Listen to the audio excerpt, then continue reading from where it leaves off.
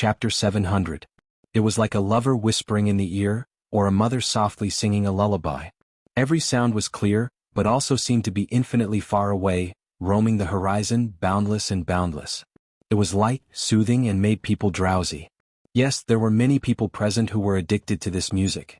Their eyes were half closed, and their eyelids were so heavy that it was difficult to keep them open.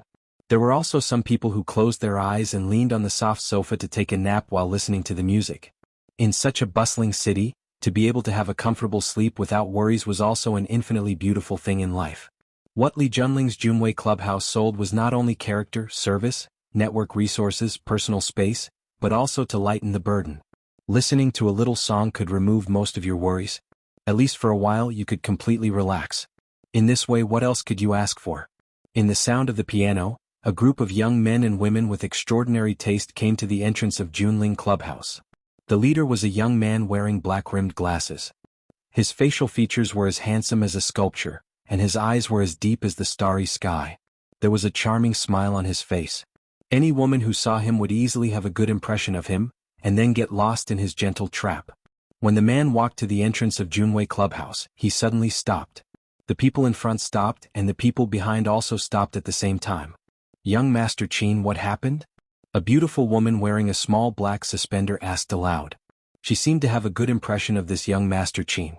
When she spoke, her smile was bright, and she deliberately showed the charming little dimples on both sides of her cheeks. When she bowed slightly, the front of the small suspender would shrug down. As long as the man slightly lowered his head, he could see the snow-white and tender little white rabbits in his eyes. "Shoo!" The man made a shushing gesture and said aloud, "Junling is playing the piano." When the girl heard this, she still had a smile on her face, but there was a flash of anger in her eyes. When the others heard this, they immediately understood and laughed. "So it's sister-in-law playing the piano?" Everyone listened carefully. A man wearing a Versace fishnet suit said with a smile. "Luo Xiaodao, with your junior high school education level, can you understand our sister-in-law's zither?" A man with long hair said with a smile. "Stop arguing. Can't you see that our young master accent is already listening attentively?" Everyone quieted down and listened to the melodious sound of the piano coming from the club seriously or pretentiously. The handsome greeter at the entrance of the club wanted to invite these VIPs in, but seeing that they were listening carefully at the door, he had to give up the idea. At the end of the song, the handsome young man took the lead in applauding and walked toward Jun Shiwen's office. The young people behind him also applauded. Their applause blended with the applause inside the venue, and the atmosphere became more and more enthusiastic. Next to the $1,000,000 Steinway ruby and ebony piano, Li Junling stood up and bowed deeply to the guests present. When she looked up, she happened to meet the eyes of the young man who was standing in front of her and applauding enthusiastically. "Junling, you played so well. Deep feelings can be seen in a calm place, and thunder can be seen in a silent place. Your zither skills are getting better and better." Qin Chang said with a smile, "When I was standing at the door just now, I didn't dare to approach for fear of disturbing your music. It was not until the end of the song that I dared to come and say hello to you." Li Junling smiled lightly and said, "Thank you, young master. You are a distinguished guest of my Junling Club. You can just come in and listen to the music. Why do you need to stand at the door? People who don't know will think that I shut you out. If that's the case, I'll have committed a grave sin." Qin Chang raised his eyebrows slightly and said, "Junling, it's okay for others to call me young master, but you also call me young master. We are about to become a family. Do you need to be so distant?" Li Junling looked up at him and said, "I think it's good." The smile on Qin Chang's face froze for a moment, and then returned to normal. She said with a smile, "It's rare for me to come here. How about having a drink together? I also have a few words to say to you." Li Junling refused and said, "Young master, it's really inconvenient today. I happen to have friends coming over. I just had someone send 2 bottles of wine over. Now I have to go and entertain them." "Oh, Junling's friends? Junling's friends are also my friends?" Qin Chang said with a smile. "Let's go together. I can also go and say hello to your friends. Otherwise they will blame me for being too rude." "Young master." Li Junling was still thinking about what reason to refuse. "What? Junling thinks that I can't be seen?" Qin Chang said with a smile, "This will hurt me too much." Li Junling knew that Qin Chang was determined to go with him, so he nodded and said, "Then let's go together." When Li Junling brought Qin Chang to the autumn whisper box, Fang Yen was competing with Jiang Qin and Yuan Lin, the 2 girls, in drinking. The 2 bottles of Flame Snake had been almost finished by them. His alcohol tolerance was pretty good, and Jiang Qin and Yuan Lin's alcohol tolerance had also greatly increased. When he first met them, they were still underage junior high school students. They were as pure as a little white flower. They blushed when they talked to boys. Of course, this referred to Yuan Lin. The first meeting between Fang Yan and Jiang Qin was full of legends. Until now, Fang Yan still clearly remembered that when he woke up, he happened to bump into the head of the girl who sneaked in. The girl was hot-tempered. She pointed at Fang Yan and scolded, "You dare to touch the butcher's daughter. Do you believe that my father will chop you to death?" The butcher didn't chop Fang Yan to death, but the butcher's daughter and Fang Yan became very good friends. "You two are good at drinking." Fang Yan smiled and said, "It seems that the entertainment circle is really a big dye vat." Jiang Qin was a little nervous and quickly explained, "Mr. Fang, we don't usually drink outside. If there is a wine party that needs us to attend, Sister Xia will help us push it off. Sister Xia has a very strong background. Those people can't afford to offend her, and they don't dare to force us. We learned our drinking capacity from Sister Xia. When Sister Xia has nothing to do, she likes to cook a table of dishes for me and Yuan Lin to accompany her to drink." Yuan Lin nodded. She knew that the outside world didn't have a good evaluation of the entertainment circle. She didn't want Fang Yan to think of them as girls who didn't know how to be good for themselves. She said, Yes. We won't accompany those bad men to drink. We will only accompany Sister Xia and Mr. Fang to drink." Fang Yan looked at Jiang Qin and Yuan Lin seriously and said, "I know. I believe in you. You were my good students before and you will be my good students in the future. Also, no matter what happens, you can tell Xia Tian and me. No one can force you to do something you don't want to do unless you do it yourself. I know you won't do it." Jiang Qin looked at Fang Yan with red eyes and said, "Mr. Fang, don't worry. We won't do those things that don't know how to love ourselves, and no one can force us to do those things." Yuan Lin said with a straight face, "No one can bully us. We are very powerful now." Fang Yan smiled and wanted to reach out to touch Jiang Qin's head. He raised his hand in the air and withdrew it in embarrassment. This habit was formed in the past. At that time, the 2 of them were still junior high school girls. At the age of 13 or 14, they were as tender as a little red flower that had just bloomed. When they met again, they had been in the entertainment circle for many years. Their knowledge and experience were different from before, and their age and figure had also changed greatly. The small steamed buns from before had now become big steamed buns. Jiang Qin was thin, and the development of her chest was not so obvious. Yuan Lin's body was round, and her chest was quite developed. Now they could no longer be treated as children. Noticing Fang Yan's action, Jiang Qin and Yuan Lin also looked embarrassed. They held the wine glasses in their hands and took small sips, no longer saying anything. In such an atmosphere, Li Junling brought a group of people over with a vigorous and spectacular feeling. "I didn't disturb you, did I?" Li Junling stood at the door of the private room and looked at Fang Yan with a smile on his face. "No," Fang Yan said with a smile. Looking at the many young men and women behind Li Junling, he asked, "Who are these?" "Let me introduce you," Li Junling said. "I'm Qin Chang." Qin Chang took the initiative to extend his hand to Fang Yan, looked at Li Junling apologetically and said, "The reason why I interrupted Junling's introduction is because I know that he will definitely not introduce my real status, and I really want the outside world to know and recognize that layer of my identity." Fang Yan reached out and shook hands with Qin Chang.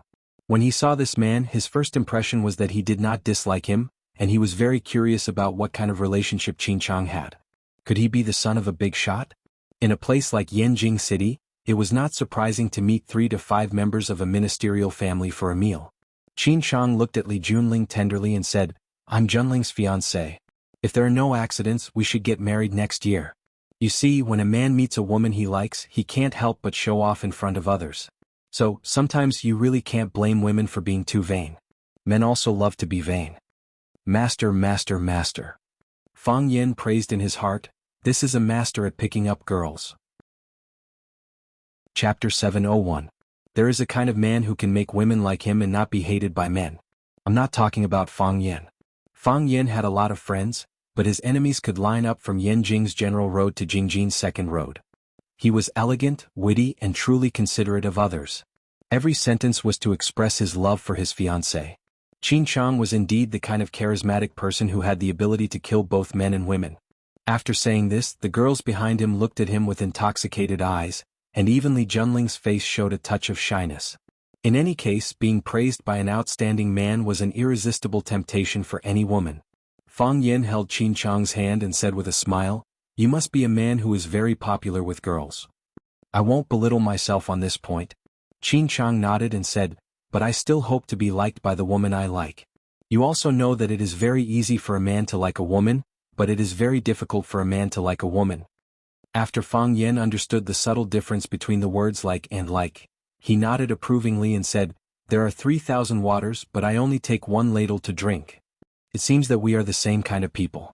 Qin Chang shook Fang Yan's hand slightly and said, "Just now Junling didn't have time to introduce you. May I know your surname?" "Surname is not expensive," Fang Yen said. "Surname is Fang. Fang means square. Fang Yen Yen is the flame of two fires. Fang Yen." Qin Chang's face slightly stiffened. Even he, who was good at hiding his emotions, had such an obvious change when he heard the name Fang Yen. He said, "Fang Yen? You are Fang Yen of Huaqing?"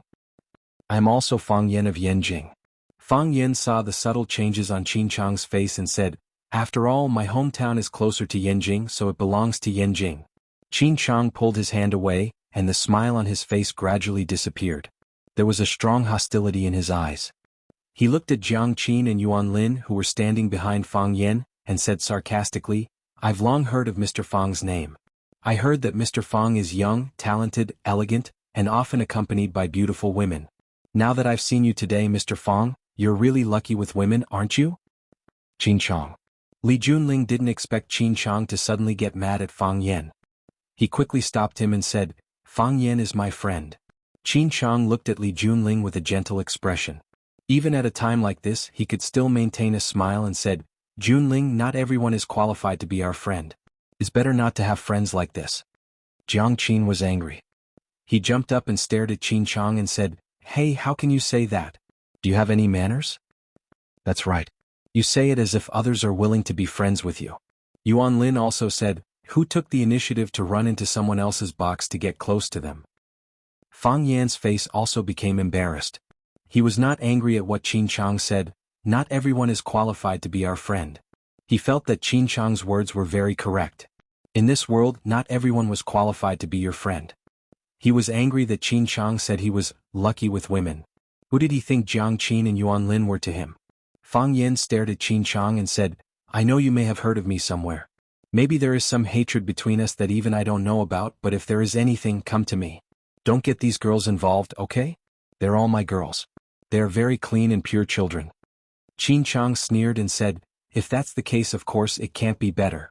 However, your character is obviously not so trustworthy. You already have a girlfriend, but you hook up with other women. I'm afraid it's not so easy to be a Phoenix man." Fang Yen looked at Qin Chang and said calmly, "If you don't tell me clearly, I will let you see me clearly." "Is this a threat?" "This is a warning." Qin Chang laughed and adjusted the glasses on the bridge of his nose. He looked at Fang Yen and said, "To be honest, whether it is a threat or a warning, it sounds like a joke. Our Qin family never threatens others, but we never accept other people's threats. Our Qin family never warns others, but we are not afraid of other people's warnings. If you don't know the weight of the two words Qin family, then go out and ask around." "This guy is stupid, isn't he? How dare he threaten the Qin family?" A man in a small checkered striped suit said. "An ant thinks it is strong and always wants to challenge an elephant." The big man next to him added, "Fang as in square, two fires on top and bottom? Has your brain been fried by the fire? Do you know who you are talking to?" The fishnet man looked at Fang Yen with a face full of disdain. Fang Yen sighed softly, looked at Qin Chang and said, "You are from the Qin family? Isn't it too late for you to realize this?" Qin Chang laughed and said in an unfriendly tone. Fang Yen ignored his sarcasm and deliberately lowered his voice. He said, "What is your relationship with Etienne?" "My sister." Qin Chang squinted his eyes and smiled. "You finally remembered? In order to climb the ladder of wealth, you went behind your girlfriend's back to seduce other girls. Just because you were a teacher for a few days, you wanted to get close to her first. I want to ask you, where is your face? Where is your morality?" Fang Yen shook his head and said, "I know Etienne is an only child, so it is impossible for her to have an older brother like you. Who are you to Etienne?" Qin Chang was full of anger and thought that Fang Yen was deliberately humiliating him. He said, "My grandfather and Etienne's grandfather are blood brothers. He calls my grandfather uncle. My father and Etienne's father are also like brothers. Do you think it is wrong for me to call her sister?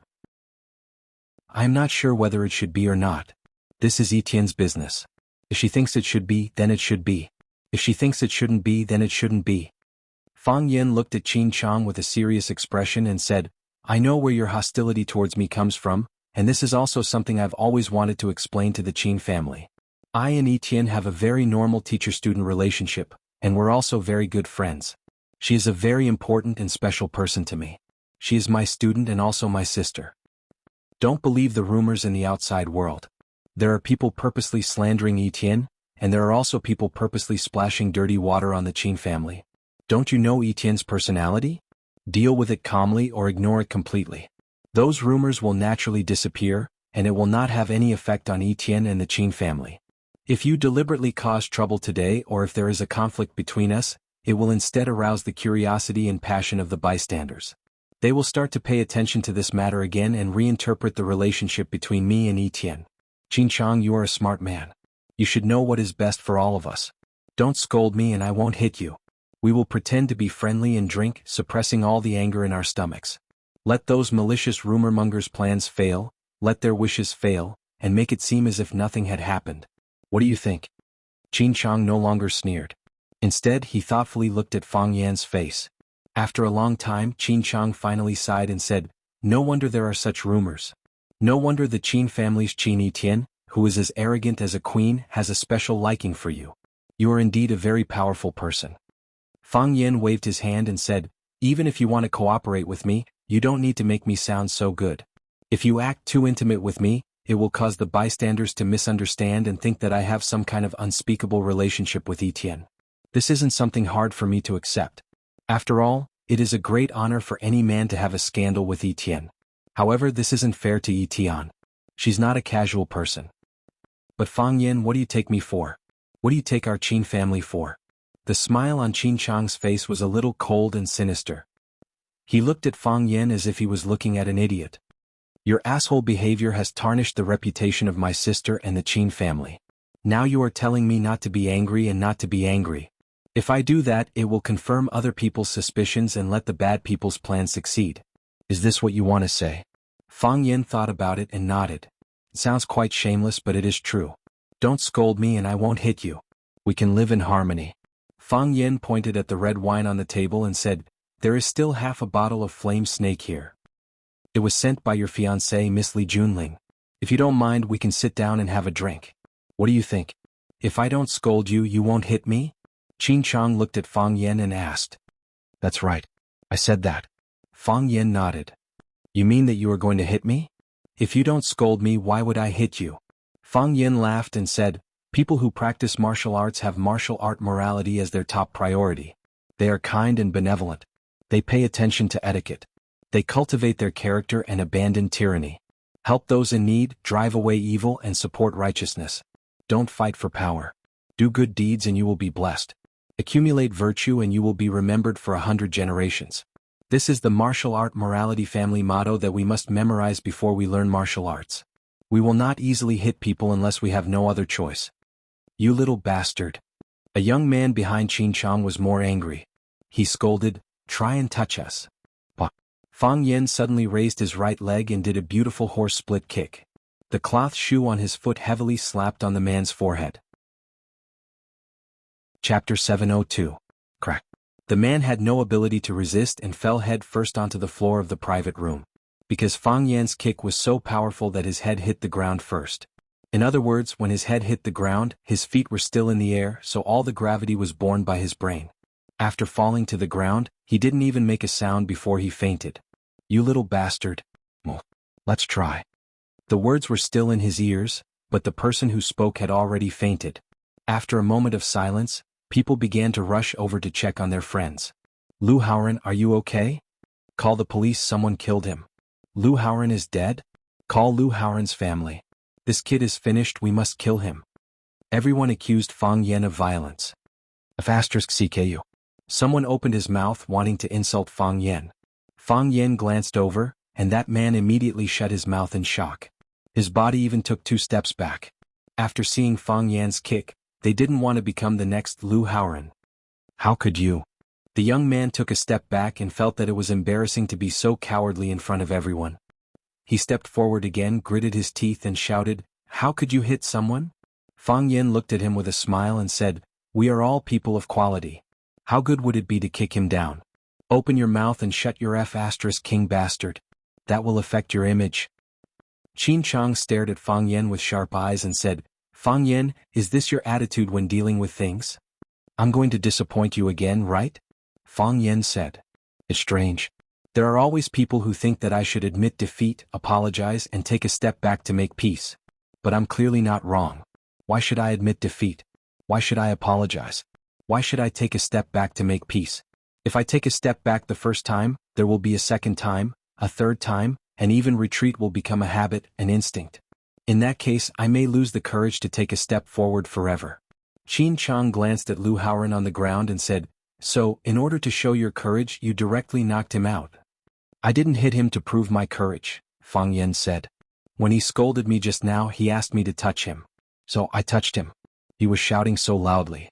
You should have heard it, right?" Fang Yen said. "Fang Yen." Qin Chang adjusted his glasses like an enraged leopard. His abdomen was buzzing and he shouted Fang Yan's name in a low voice. When Li Junling saw the conflict between Fang Yen and Qin Chang, he hurriedly tried to mediate.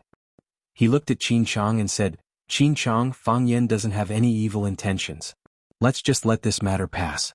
Just take it as giving me some face, how about it?" Qin Chang looked at Li Junling with a gentle look in her eyes, but she couldn't hide the anger in her voice. "Li Junling, you are my fiancé. I am willing to give you face and protect Li Junling's reputation with you. However, if I let this matter go, how am I going to explain it to the Qin family? How is he going to explain this to Lu Haoran, who was knocked out by him with a kick? It's not that I don't give you face, it's that he doesn't give me face. I gave you face." Fang Yen said, "When I knew that you and Qin Etian were relatives, I already wanted to save face for you. I didn't want to quarrel or fight if I could. I also said at that time that if there was any conflict between the two of us, it would confirm the bad rumors in the outside world, which would be bad for Etienne and your Qin family. And the result?" Fang Yen pointed to Lu Haoran, who was lying on the ground, and said, "I don't know how you will fight back when others call young Master Qin Chang a bastard." "Fang Yen, don't go too far. But he called me a bastard, so it's natural for me to kick him. Do you think it's too much? It's his fault for insulting others. But he is still young and it's understandable for him to be impatient." Qin Chang helped Lu Haoran explain. This sentence was said to Lu Haoran, who was in a coma, and also to his friends who were still awake. At least he wanted to let them know that he was on their side. Moreover, he was trying to help Lu Haoran get out of the blame. Fang Yen grinned and said, "If being young is a capital to make mistakes, then I'm also quite young, so it shouldn't be a problem to beat him up, right?" Jiang Qin and Yuan Lin were originally worried that teacher Fang Yen would be at a disadvantage, and their faces were as bitter gourds on the vine. When they heard Fang Yen shamelessly say that he was also very young, they couldn't help but laugh. This was the Fang Yen they knew, this was the Mr. Fang they knew. Mr. Fang, he really had to come out. 3 years of silence, 3 years of suffering, finally all passed. Not only Jiang Qin and Yuan Lin, even Li Junling's little face was twitching. She couldn't help but want to laugh, but because of Qin Chang's identity she could only suppress it. Therefore, the skin of her slender neck was squeezed into a light pink, and the blue tubes were also slightly protruding, faintly discernible. Qin Chang was infuriated by Fang Yen. He had come into contact with countless people and had many conflicts with them or backstabbed them. However, he had never met a scoundrel like Fang Yen who pestered him endlessly. When facing Fang Yen he was like a mouse trying to pull a tortoise. He didn't know where to start. The tortoise retracted its head into the tortoise shell, and Fang Yen, because every part of him was extremely sharp. He was shameless and had no bottom line. Scolding him was a compliment and he might not be able to beat him. Fang Yen looked at Qin Chang and said, "I understand how you handled it, and I hope you can understand my situation. Qin Etienne and I are innocent. People outside are tarnishing his reputation, tarnishing the reputation of your Qin family, and you also want to tarnish your own reputation? Don't try to scold me, I will beat you. Don't try to beat me, you can't beat me. And don't try to scare me with the tiger skin of your Qin family. Do you know Jiang Junling? He has disappeared without a trace. That's because he doesn't dare to come out to see me. When he comes out, I will still beat him. Even Jiang Junling can't do anything to me, what can you do to me?" Fang Yan. Qin Chang was already beginning to gnash his teeth. Oh, I almost forgot to tell you something. It is the matter of Jiang Junling that I just mentioned. I went to see the old man of the general family, Jiang Shifu, and he is a sensible old man. He knows that his grandson has done very bad things and is worse than a beast. He said that he wanted to strangle this unfilial grandson with his own hands. But the old man is pitiful and can't see that unfilial grandson, so he said that he will be expelled from the general family, and his name will be removed from the family tree. In the future, even if he dies, he will not be able to enter the ancestral hall or the ancestral grave of the general family. He will be a lonely wild ghost for all eternity. It had to be said that the news that Fang Yan threw out was extremely shocking. Qin Chang was so shocked that he couldn't speak, and the others all opened their mouths wide in disbelief. You are saying that the old man was expelled from the general family by Jiang Junling? What bad things did he do?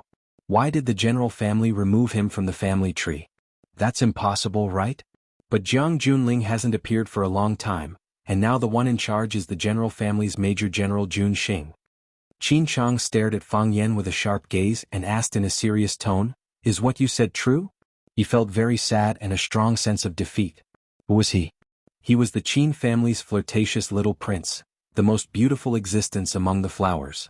He was smart, knowledgeable, elegant, charming, loved and liked by everyone. No matter where he went, he was the focus of the crowd. But today he felt that he was the focus, a dessert that was scorched by the big sun that was Fang Yan. Fang Yan was a dazzling sun, and his light shone everywhere. In front of him, Qin Chang couldn't gain any advantage and instead he lost face. Once this matter was over, he didn't know how Li Junhui would look at him. Fang Yan nodded and said, "It's true. The news will probably come out in 2 days and I think that guy General Xing will be very happy to do this. Of course, the premise is that the old man of the general family keeps his word and doesn't go back on his words." Understood. Qin Chang looked at Fang Yan with a deep gaze and said, "I still have to say that this is not the reason for me to back down. You have a girlfriend and her name is Yi Ro, right?" "Yes, she is my girlfriend." Fang Yan nodded. Yi Ro was his girlfriend, which made him feel warm in his heart. Whether one person asked him or a million, he would proudly say, "Yes, she is my girlfriend." "You just said that Qin Tian is your student and also your sister, is that true?" "Yes." "Since you already have a girlfriend and you only treat Qin Tian as your sister," Qin Chang's mouth showed a cold smile and said, "Can you promise to everyone here that you will never pester Tian again, and will never be a couple with her? Can you do it?" Fang Yan didn't answer immediately, but looked thoughtfully at the man standing in front of him. He was a Casanova and a master at picking up girls. This was something that she was certain of when he first arrived. Only now did Fang Yan realize that he was a smart person. He was even smarter than he had imagined. "I don't have a brother." A cold and arrogant woman's voice came. "So, I am no one's sister."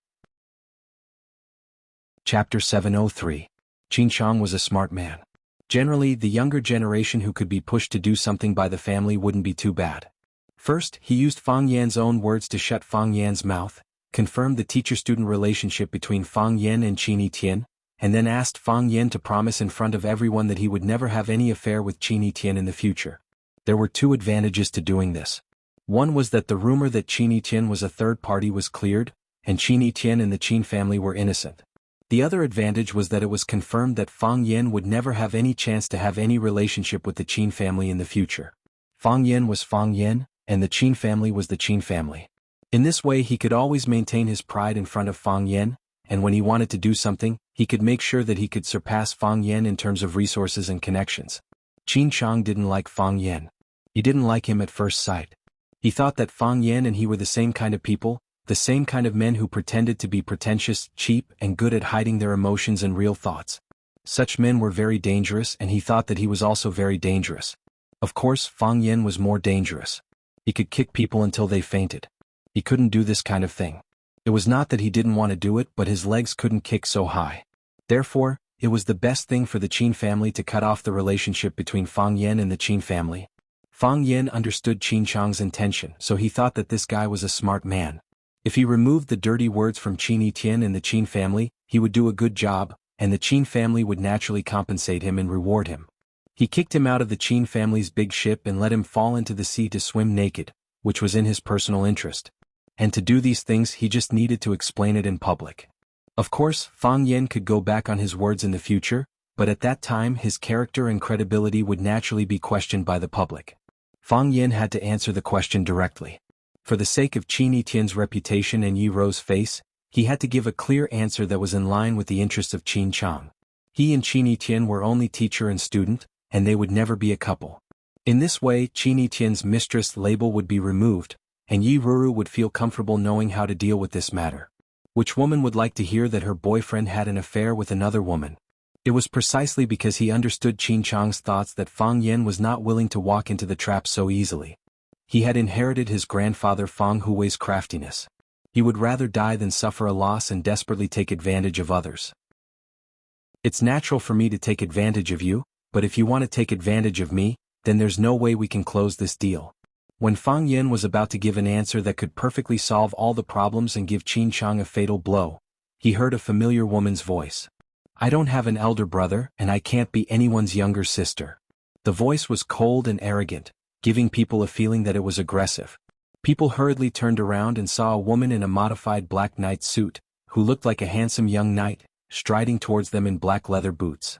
The woman's hair was coiled up high, revealing a slender neck like a swan. Her face was delicate and flawless, and her bright eyes were like the brightest stars in the night sky. She didn't wear any makeup, but she was born with heavy colors and thick ink. Even if she didn't hold it in, she had a kind of breathtaking majesty. The word, majesty, was not a good thing to be used on a woman. However, when it was used on this woman, it made people feel that it was a matter of course. She walked so simply as if she was leading an army of thousands of horses and horses. Everyone who saw her felt an oppressive sense of urgency. This was the legendary aura of a person. Because the private room was already crowded, she stopped at the door of the private room. She looked through the crowd and unscrupulously fixed her eyes on Fang Yan's face. She said, I'm not your sister and you're not my brother. Fang Yan touched his nose and smiled bitterly. Why is this young lady here? It couldn't be cut and it was messy. It seemed like things were going to get more and more complicated this time. The arrival of Qin Etienne naturally attracted countless people to watch. Not to mention her current status in the Qin family, just the title of the first beauty in Yanjing was attractive enough. Wow, is that Qin Etienne of the Qin family? So beautiful. I heard that most of the Qin family's business is managed by her now. She is going to take over the Qin family. I don't understand why she wants to be a mistress. Who is qualified to let a woman like her be a mistress? Could it be the one from the Jiang family? Qin Chang did not expect to meet Qin Etienne here. Although he was a few years older than Qin Etienne and could indeed be considered as Qin Etienne's brother, he was still a little timid in front of Qin Etienne. He smiled and said, Etienne, why are you here? Qin Etienne looked at him expressionlessly and said, My friend is here, why can't I come? Qin Chang adjusted his glasses and said with a warm smile, I wonder which one of you is Etienne's friend? Fang Yin cursed in his heart. You already know those rumors, but you still don't know who is Qin Etienne's friend? Me, it's still me. I'm Qin Etienne's friend. Except for those who are not my friends, the rest are my friends, Qin Etienne said. Qin Chang said with a serious expression, Etienne, if it's someone else, I won't say much. But there are some very bad rumors in the outside world, which are very bad for your image and the Qin family's reputation. I think it's necessary for you to avoid suspicion. Qin Etienne looked at Qin Chang and asked, Are you saying that I am Fang Yan's mistress? It's good that you know this. Anyway, I think those rumors are groundless. You can't say that it's groundless, Qin Etienne said. Fang Yan's brows twitched. He had a bad feeling about this. Before he could stop it, Qin Etienne had already continued, I really like Mr. Fang. Wow. Everyone turned to look at Qin Etienne in disbelief. Before this, they had more or less heard some rumors about Qin Etienne being a mistress, but subconsciously they would not believe it. What kind of person was Qin Etienne? How could someone like her be someone else's mistress? In this world, what kind of man could make Qin Etienne be willing to be a mistress? Because Qin Etienne was too outstanding, this kind of rumor did not have much of a market. However, no one expected that the person involved, Qin Etienne, would appear here today and admit it in front of them. I really like Mr. Fang. She said this sentence matter-of-factly without hiding it. It was as easy as reaching out and plucking a fruit from a tree. Etienne Qin Chang panicked and said, How can you say something like that? Do you know what this means? What does it mean? Does it mean that I like him? Does it mean that I am a mistress? Qin Etienne asked. You should know the impact this kind of thing will have on you and the Qin family. What impact? Just because the house is bigger so the woman in that house can't like the man outside? But you like a man with a girlfriend? That's true, but... Qini Tian looked at Fang Yan boldly, just like the first time they met at the entrance of Class 9. At that time she was wearing a white shirt and blue sleeves, reaching out to Fang Yan and saying, "Hello, I'm Qini Tian." That day the sun was shining brightly and maple leaves filled the sky. But when I met him he didn't have a girlfriend yet. When I liked him he didn't have a girlfriend either. I fell in love with her first but she didn't choose me. Instead she chose another woman. How can this prove that I'm a homewrecker? Qini Tian said to Fang Yan as well as to everyone else in the room in a serious tone. Qin Chang's brows knitted tightly. If he could, he really wanted to tape Qini Tian's mouth shut. How could such words come out of Qini Tian's mouth?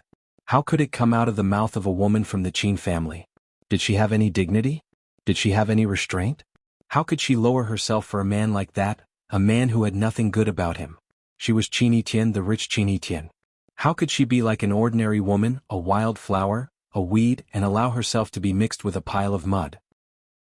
But now that he has a girlfriend he only treats you as a student, as his sister.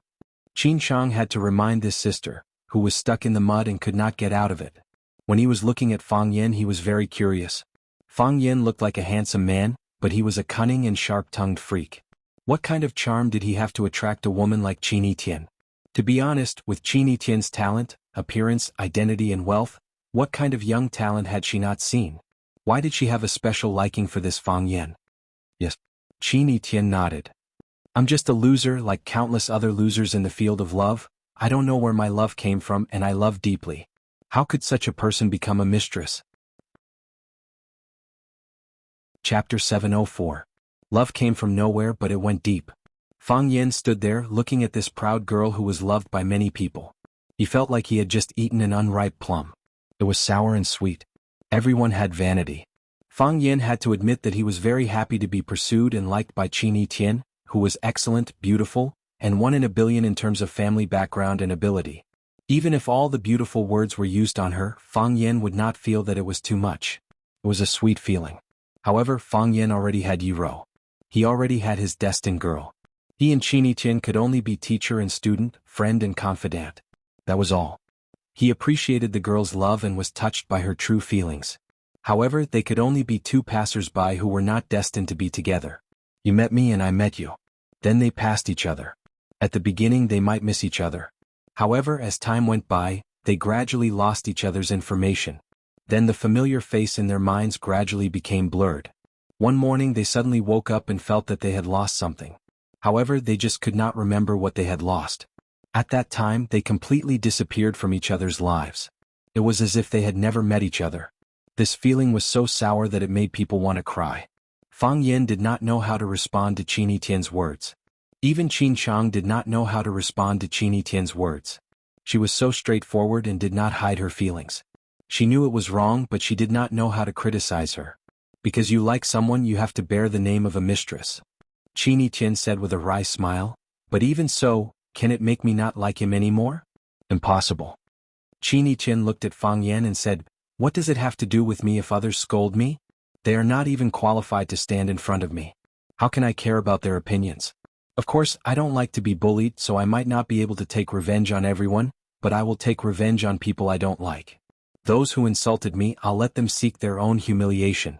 Those who insulted me I'll return it 100-fold. I never make promises easily but every time I make a promise I will do it 100%. Everyone looked at each other and then looked at Qini Tian in horror. They knew that this was a threat, but they had no choice but to accept it. She was Qini Tian. Whether it was asking for humiliation, or paying it back 100-fold, it was not too difficult for her. She could do it. However, Qini Tian was a little abnormal today. Although Qini Tian was extremely intelligent and every business operation could be called a miracle, he was kind to others and was willing to make money with everyone to achieve a win-win situation. Whether it was her business partners or her employees, they all spoke highly of her. Some said that she was a real aristocrat and some said that she was like a princess. But today Qini Tian made a threat in front of everyone, like an enraged female leopard. Their eyes shifted to Fang Yan's face. Could it be that everything Qini Tian did was to protect her lover? Qin Chang was not old and most of the people who played with him were also very young. They were the same age as Fang Yan, but at this moment, their hearts were filled with envy and jealousy towards Fang Yan. To be able to make the goddess in their hearts so wholeheartedly protect a person, even if they were to become ghosts they would still be happy. Qin Tian looked at Qin Chang and said, "Your friend is injured. Shouldn't you send him to the hospital?" Qin Chang's expression was slightly stiff, but soon he grinned and said, "Yes. Haren is not feeling well. I don't know what happened but he suddenly fainted. Maybe it's because of anemia. His physical condition is too poor. I have to send him to the hospital." Qin Tian nodded and said, "See you." Qin Chang took a deep look at Fang Yan, then turned and walked out of the box. The handsome men and beautiful women who followed him did not dare to breathe since Qin Tian came. Seeing Qin Chang turn and leave, they hurriedly picked up Lu Haoren, who was still unconscious, and ran outside. Li Junling hesitated for a moment and said to Fang Yan, "Mr. Fang, I'm sorry to disturb you. I didn't expect such a thing to happen. I hope you can have a good time." Fang Yan looked at her with a smile and said, "It's good that you didn't expect it. You didn't expect it and we didn't expect such a thing to happen. Everyone is very unwilling." Li Junling nodded and said to Qin Tian, "Miss Qin, goodbye." "Goodbye." Qin Tian nodded indifferently and said. Others praised Li Junling as the piano goddess of Wuxia, but she didn't care about any gods. With the huge background and strength of the Qin family, as well as the huge resources of its media empire, she could be the god of creation. Whoever she wanted to make a god would be a god. Li Junling said goodbye to Jiang Qin and Yuan Lin, then turned and left the box. When she walked out, he was very considerate and helped to close the door of the box. Qin Tian walked to Fang Yan and said, "This woman is not simple." Fang Yan smiled bitterly and said, "How can there be a simple woman in this place?" Qin Tian was sure that Fang Yan understood the situation, so he didn't say anything more on this topic. He looked at Fang Yan and asked, "What were you going to say just now?" "I haven't thought about it yet," Fang Yan said. "Is everyone in the Qin family so powerful?" "There are a few very powerful people in the Qin family. You should be careful when you meet them in the future. Qin Chang can only be regarded as a medium talent. His purpose is too obvious and he is eager for quick success. This time he didn't do a good job." Qin Tian commented without any emotion. Standing at her level, she wouldn't overestimate Qin Chang, nor would she deliberately belittle the other party. Moreover, the person who asked her this question was Fang Yan, so she needed to say her real thoughts. "He shouldn't stand up against you at this time, whether for public or private reasons.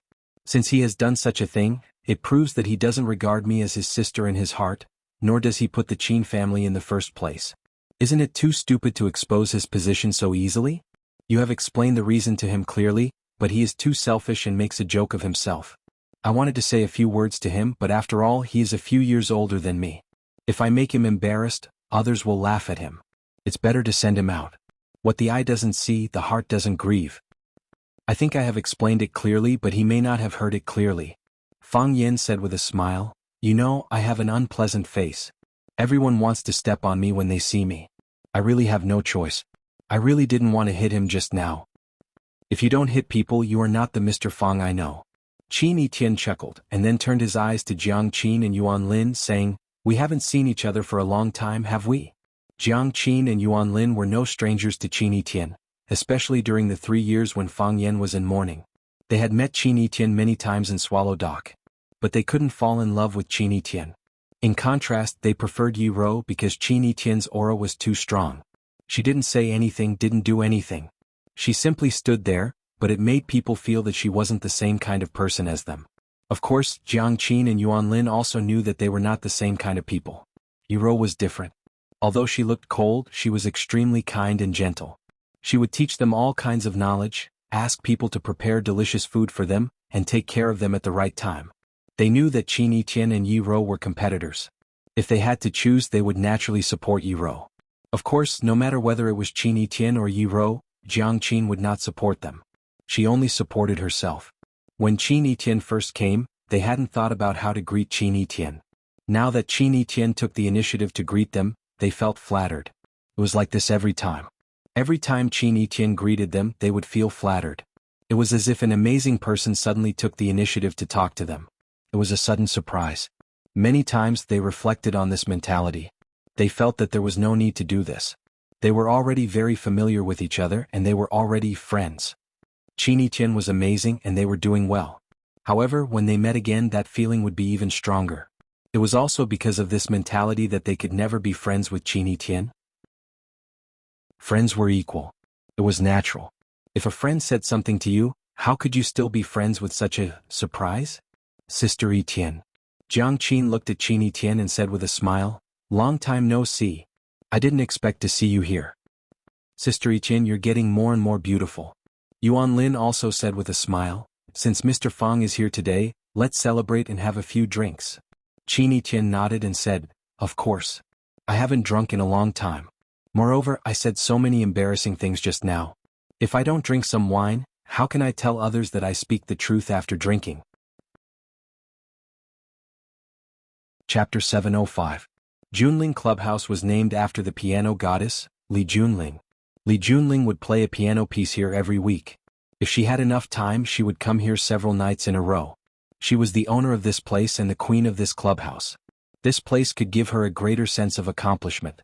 Li Junling set up an independent rest room in Junling Mastery. When she was tired of playing or tired of socializing, she would come here to take a nap. When Li Junling entered the electronic lock password on the door and pushed open the door of the rest room, the luxuriously decorated room was filled with a faint smell of tobacco. Li Junling didn't smoke, but she liked to smell this faint fragrance. She took a deep breath and said in a reproachful tone, "You're smoking again." A handsome man was sitting on a recliner by the window, holding the latest issue of Playboy magazine in his hand. Many blonde beauties on the cover were wearing fiery red bunny costumes. Their buttocks and breasts were big and their breasts were swaying. It gave people a strong sense of visual impact. The man's eyes turned from the magazine and said with a gentle smile, "I said I wouldn't smoke here, but I couldn't help it." Li Junling took off her slender high-heeled shoes at the door and walked behind the man with her bare white feet. She reached out and stroked his handsome face. She said in a soft voice, "You know, I'm not really blaming you. It's hard for you to come here. If you want to smoke, smoke. I don't want to force you. Besides, I don't hate the smell of cigarettes and I don't hate the cigarettes you smoke. You always indulge me. I can't control myself in the future." The man stroked the woman's small hand with one hand and said with a smile, "An unrestrained man is very dangerous. After a woman gets married, her identity will change. She is the husband's wife and the husband's mother. Women can't help but spoil their husband like a child. Men are also born with a strong sense of dependence on women's breasts." Li Junling put her chin on the man's head from behind and sniffed the shampoo fragrance in the man's hair. She said, "I think you're the cutest child in the world. I just can't help but spoil you. No wonder I always like to come here." Junling's words are nice and philosophical. Junling shouldn't be a pianist but a philosopher. "I'm a musician." Li Junling gently rubbed his chin on the man's hair and said, "Every musician is an artist. Every artist has the opportunity to become a philosopher." It sounds like a philosopher is the final advancement? Most philosophers are lunatics. Li Junling said with a smile, "Only by entering a state of insanity can I see the world clearly and see the truth. I feel like I'm going crazy. Otherwise, how could I become your woman?" There was a silent smile on the man's face. With one hand holding the Playboy magazine and the other hand caressing Li Junling's delicate pink face, he said, "Do you feel wronged again? I heard that Qin Chang is also here today?" "Yeah." Li Junling straightened his body and said with a smile, "He is my fiancé. Isn't it natural for him to visit me?" "That's to be expected." The man sighed softly and said, "The man of the general family cannot marry the woman of the Qin family, but he stole the woman of the man of the Qin family. Tell me, is this fate?" Li Junling sighed softly and said, "Of course, Li Junling can't compare with the woman of the Qin family. Qin Etienne also came just now. I've long heard of her name and it's not the first time we've met. However, when she walked in, I still felt a strong sense of oppression. Maybe it's not just me. Everyone who sees her feels the same way. Have you experienced that kind of feeling? She's like an ancient queen. When she walks over, all the subjects have to bow or even kneel down. They don't even dare to breathe loudly. Even flattering words are really unnecessary. It's a kind of disrespect to her. Tell me, when did I, Li Junling, think about flattering others? Why is there such a big difference between people? Beautiful women were born proud. Li Junling could also be considered a dragon among men. In a certain small circle, she was also the object of admiration and flattery. For example, in her Junling club, she was fully deserving of being the most dazzling star. However, tonight that Qin Etienne just happened to come. Qin Etienne's greatest ability was that no matter where she went, her powerful aura would turn that place into her home field. You stood in front of her like a lowly little servant. You only knew to speak when she spoke to you. You only dared to leave when she nodded in agreement. Which woman would like this kind of feeling? At least Li Junling didn't like it. Even now, his heart was still unbearably uncomfortable. He had been humiliated, but he didn't know how to fight back because the other person didn't do anything. She didn't even look at him. Of course, not looking at him was another form of humiliation. An adopted daughter should be like Qin Etienne. The man softly said the saying that resounded throughout Yanjing City. He said, an adopted daughter should be like Jiang Junling. Jiang Junling has disappeared into thin air. Because of this saying he soared to the sky, and also because of this saying he became a laughing stock. Perhaps it was because Qin Etienne was a woman, and a very beautiful one at that. Therefore, everyone was particularly tolerant of her and was willing to give her more convenience and care. Therefore, until now, everything she did was amazing, and every business she invested in could be called a miracle. After Jiang Junling's accident, some people also began to question whether Qin Etienne's ability was worthy of this saying. The final result is well deserved. Li Junling smiled and said, I think whether it is worthy or not, the key is to see whether you have a strong opponent. If Qin Etienne's opponent was Fang Yan, what would the situation be like? Thinking about it, it is really an interesting idea. The man shook his head and said, impossible. We have evaluated Qin Etienne's characteristics. She has a firm mind and strong willpower. Because she is quite intelligent, she has 100% confidence in her every word and deed, and it is difficult to change the decision she has made. Even her mother, who is known as the Demon Emperor, can do nothing about it. Moreover, because of that incident, she is full of trust and dependence on Fang Yan.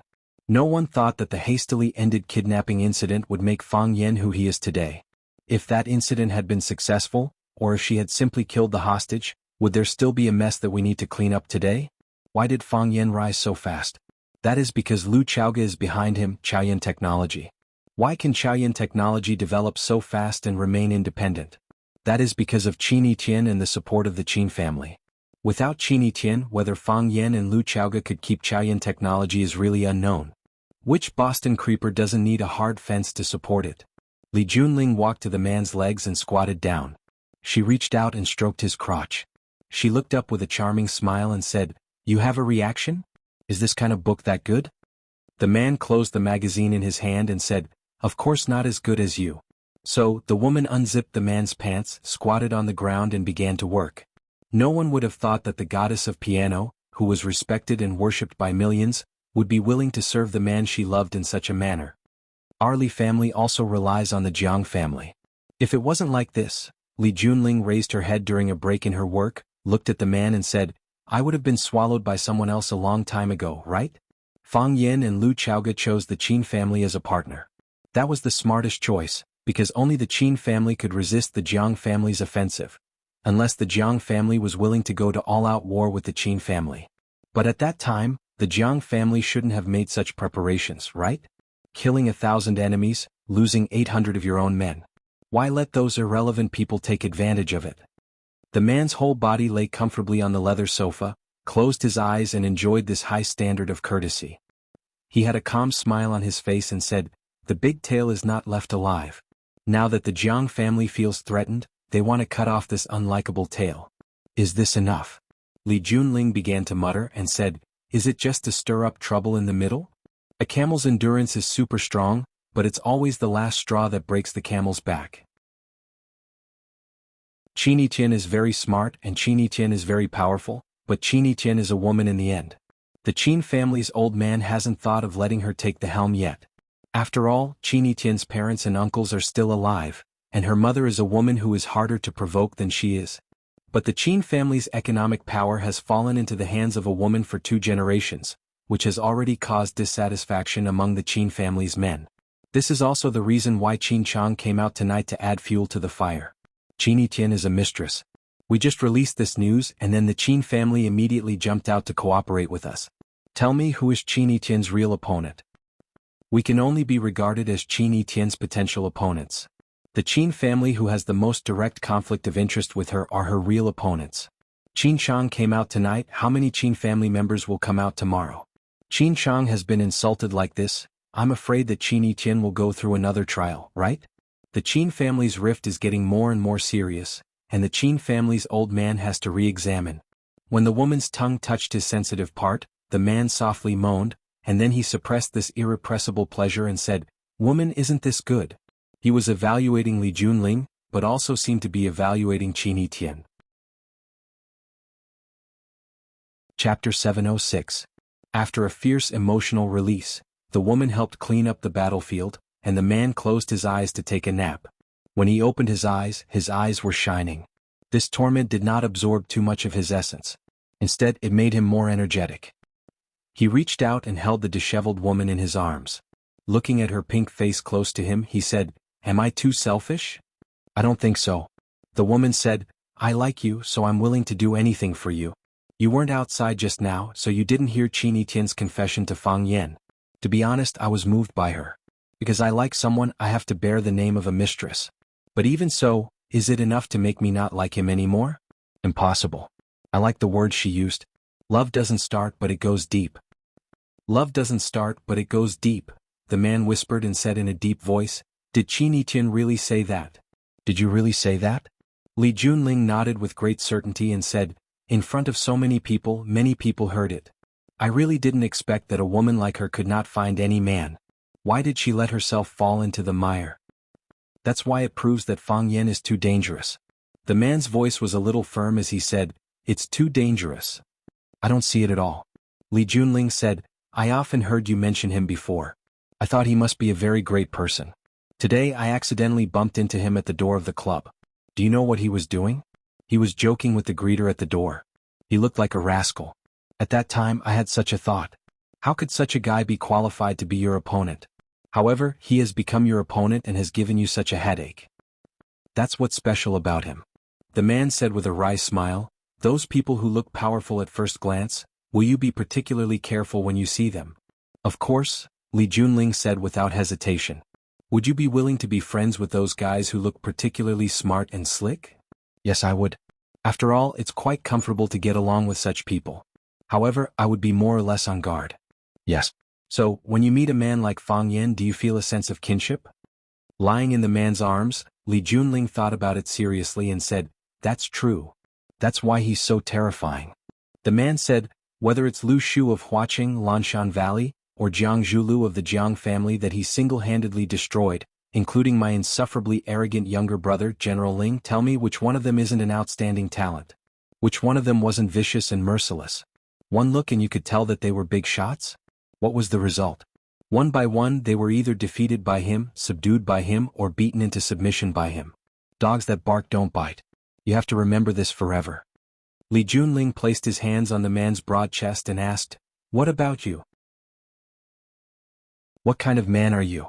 "Me?" The man's big hand reached into the depths of the woman's clothes, feeling the softness that brought him supreme enjoyment. He smiled and said, "If there's wine today, let's get drunk today. If there's a grudge tomorrow, let's take revenge tomorrow." This was perfunctory and also a way to change the topic. This was the magic weapon that men would use when faced with questions that they didn't want to answer. The woman sighed secretly. In the end, she still couldn't walk into the depths of this man's heart. At least not yet. When Qin Chang returned home, his father was lying on the desk writing. Qin Chang's father, Qin Lingnan, was a famous economist in the country. He was not in charge of the Qin family's business affairs, but he was in charge of the country's economic affairs every day. It was also because of this that he had a very high reputation in the political circle and among the people. He was the leader of the academic faction in the Qin family. For a giant family like the Qin family, some people were in business, some were in politics, and some were in academia. This was the reason why the family could grow bigger and have a deeper foundation. Qin Chang knocked on the door, stood at the door and said, "Dad, you haven't rested yet?" "I'm writing a manuscript." Qin Lingnan looked up at his son and continued to busy himself with the things at hand. "This kind of thing can be handled by the secretary. Why do you need to do it yourself? Your waist hasn't been well recently, so pay attention to rest. It's not easy to find a ghostwriter for an article to be published in the Wall Street Post." Seeing that his son was in the mood for a long chat, Qin Lingnan stopped writing. He picked up a cigarette from the cigarette box beside him and lit it. After taking a deep puff, he looked at his son and asked, "What's the matter?" "I ran into Fang Yan tonight," Qin Chang said. Qin Lingnan raised his brows slightly and said, there was a conflict? Other than Qin Yiqian, his student Fang Yan had almost never met any of the important figures in the Qin family. However, as long as they were ranked in the Qin family, they would have a deep understanding of Fang Yan. His information was on everyone's desk, and everyone was making various interpretations of him. Qin Lingnan was no exception. Although he did not care about the Qin family's business affairs, he had some understanding of some of the key partners. The popularity of Chaoyan technology and the vigorous development of renewable energy were closely related to his vigorous advocacy behind the scenes. The ancients paid attention to, before the troops and horses move, the provisions and fodder move first. In the commercial war of modern society, it was extremely necessary to take a breather and observe the reactions of the surrounding people before making a move. He has a bad temper. He hurt the third son of Minister Lu's family, Qin Chang said with a smile. Lu Haoran is still in the hospital now. The Lu family has already rushed over. I'll explain it to them and come back. I'm afraid it's not easy. Okay. Qin Lingnan did not care about his daughter's quarrel. Every day he paid attention to national affairs and the world's economic situation. He really did not care about who slapped who or who quarreled with who. That's not the main purpose of your visit, right? Etienne is also there, Qin Chang said. Qin Lingnan's expression froze slightly. He was still very concerned about the girl and his family. He could not help but pay attention to her. Whether it was the outside world or the Qin family, they were all shrouded in her brilliance. Not only was she beautiful, but her various legends, her investment foresight, and the fact that she had already predicted Chao Yan's great potential when she was still a student. She pulled strings between them and made his mother vote for Lu Chaoga. In Qin Lingnan's generation, the most outstanding person in the Qin family was Qin Etienne's mother. Until now, the Qin family's economic power was still controlled by that woman. In Qin Etienne's generation, Qin Etienne had inherited all of his mother's strengths. Perhaps he might also inherit the giant commercial ship that was controlled by his mother. Although he was still young, who knew if this would be the case in the future? At least, Qin Lingnan had already seen the stubborn attitude of the old guys in his family towards Qin Etienne. What did she say? Qin Lingnan asked. I had a dispute with Fang Yan because I wanted to use this opportunity to clear Etienne's name and wash away the dirty water that was poured on us.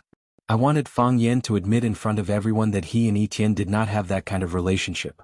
However, Etienne's performance was very difficult to accept. Ha! Qin Lingnan pressed the cigarette butt in his hand into the ashtray and waited seriously for his son to continue talking about what happened next. Qin Etienne admitted her feelings for Fang Yan in front of everyone and was even willing to bear the blame of being a mistress. Qin Chang repeated what happened at that time. He did not deliberately add oil to the fire because the truth itself was enough to make people angry. Sure enough, after listening to Qin Chang's narration, Qin Lingnan's expression became ugly and he shouted angrily, "Nonsense! Does Qin Etienne still want her face? She is shameless, but does our Qin family still want our face?" Qin Chang knew that his father would definitely have an intense reaction because he was a cultured person, and cultured people cared the most about their reputation and the image of their family. Qin Etienne said that she is willing to be a mistress? If she is willing to be someone else's mistress, then she should get out of the Qin family. There are so many girls in the Qin family, which one of them is as shameless as her? How can she say something like that? Dad, don't be agitated. Qin Chang was happy in his heart, but he pretended to be anxious. He quickly comforted and said, Qin Etienne is in the second master's family. Whether she is good or bad, we can't control it. Can't control it? Why should I? Qin Lingnan took a big sip of tea and said, Many people heard what she said? Yes, many people heard it, Qin Chang replied. Other than witnesses, is there any physical evidence? Yes. Qin Chang said, It happened at Junling Clubhouse. If I ask Junling for the surveillance video, she will definitely show it to me. Li Junling? Is she also involved in this matter? Qin Lingnan stared at his son in confusion and asked. It's like this. Fang Yan happened to have an appointment with two small stars at Junling Clubhouse. I happened to go to Junling Clubhouse to see Fang Yan. Juntai took me to see Fang Yan. At that time, I only knew that Fang Yan had arrived in Yanjing, Qin Chang said. Qin Lingnan frowned and tried hard to think about the relationship between the people in the middle. He said, Is Li Junling okay? Dad, so what if she is okay? So what if there's no problem? Qin Chang smiled and said, Even if she intentionally led me to see Fang Yan, so what? What she wants us to do is what we need to do. If what happened tonight is spread out, I'm afraid the other families will be very uncomfortable, right? For the sake of Qin Yiqian's dignity and the reputation of the Qin family, I kindly persuaded her, but in the end I was humiliated. Isn't this crack getting bigger and bigger? Isn't it also beneficial for us to tear open a crack? How can the men of the Qin family always be suppressed by a woman? Qin Lingnan glanced at his son and said, "Give me the video of Etienne saying those words. I want to let the elders of the Qin family see if the heir they chose knows how to write the word shame." Chapter 707. They kept drinking and the atmosphere was not harmonious. Since Qin Etienne joined them, Jiang Qin and Yuan Lin tried their best to maintain a happy and peaceful space, but they failed because of Fang Yan's uncooperation and Qin Etienne's queen nature. Fang Yan was silent because he hadn't come out from what Qin Etienne said in front of everyone just now. He knew very well what it meant for a girl to say those words and do such a thing. And when that girl was Qin Etienne, it was even more difficult. How could a family like the Qin family allow a girl to say such words of love even if she was scolded as a mistress? For them, it was a disgrace to the family's reputation. How could Fang Yan enjoy the beauty's kindness? Was it the best way to repay the kindness by being a playboy with two beauties on both sides? Moreover, Yi Rou and Qin Etienne were both very unique. One was as hot as fire, and the other was as cold as ice. If they collided with each other, it would be like Mars colliding with Earth. Qin Etienne had been talking all the time. She not only answered Jiang Qin and Yuan Lin's questions, but also took the initiative to find some common topics. However, it was very strange that Jiang Qin and Yuan Lin just couldn't be intimate with her. They talked more and more, but the relationship between them didn't get closer, and the atmosphere didn't get warmer. Instead, it became a little awkward. Once everyone stopped talking, it was really difficult for someone to say something. Thus, everyone could only drink one glass after another. There was another pianist playing on the stage. Of course, there was no way to compare with Li Junling's foundation, but he who had the opportunity to go on the stage was not bad. What he played was Starry Sky. The vast night sky was presented to everyone by him. Everyone was like an astronaut traveling in space. It had to be said that music was really magical. Although Li Junling had left, he ordered the waiter to send 2 bottles of Fire Snake. The 2 bottles of Flame Snake were quickly emptied. Although Jiang Qin was reluctant, he still said with a smile, "Mr. Fang, have you been in Yanjing recently?" "He should be in Yanjing these few days," Fang Yan said. He still had a lot of things to take care of, so he couldn't leave for a while. "If Mr. Fang is in Yanjing, let's find another time to meet?" Jiang Qin said, "It's too late today. Yuan Lin and I have to go back to rest. We have to attend an activity early tomorrow morning." Fang Yan nodded and said, "You two go back and rest. Let's get together again when we have time." Yuan Lin was a little drunk. She stood up and walked to Fang Yan saying, "Mr. Fang, Yuan Lin, are you all right?" "I'm fine." Yuan Lin's body shook and she said, "Mr. Fang, we are no longer children. Don't treat us as children anymore." Yuan Lin still wanted to say something, but she was pulled away by Jiang Qin. Fang Yan asked if he needed to send them back. Jiang Qin said that the driver and the assistant were waiting outside, and someone would send them home. After the 2 girls left, there were only Fang Yan and Qin Etienne in the box. Fang Yan opened a bottle of mineral water and handed it to Qin Etienne, saying, "Drink some water." Qin Etienne accepted the bottle of water and took small sips. She lay on the sofa, her starry eyes staring unblinkingly at Fang Yan. There was a look of joy on her face as if they had just met for the first time. Her posture was so lazy that she looked like a lazy cat. Fang Yan opened the bottle of mineral water and gulped it down. After drinking all night, he was really thirsty. After drinking a bottle of water, when Fang Yan turned around, he found that Qin Etienne was still looking at him with the same posture and the same smile. Fang Yan sighed softly and said with blame, "You shouldn't have said those words. You are such a smart person. Why didn't you think of the consequences?" "Then what should I have said?" Qin Etienne asked in reply, still smiling. "Say that I have nothing to do with Mr. Fang. I don't like him at all. Say that we are not lovers now and we will not be lovers in the future." "You," Qin Etienne waved his hand and said, I know. You want to say that you are moved, but you can't accept me because you already have Yi Rou. You already have a girlfriend. I know that even if you don't say it. I am such a smart person. How can I think of what you want to say?" "I am afraid of bringing you trouble," Fang Yan said.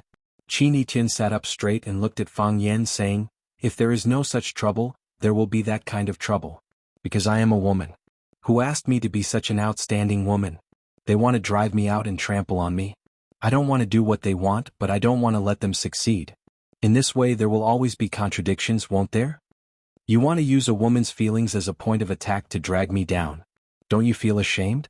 If the men of the Qin family are only so capable, I really can't hand over the things in my hands so easily. If they can't protect it, I will protect it. Qin Yiqian held his chin with one hand and looked at Fang Yan seriously, saying, Do you remember what I said to you before? What? Fang Yan asked.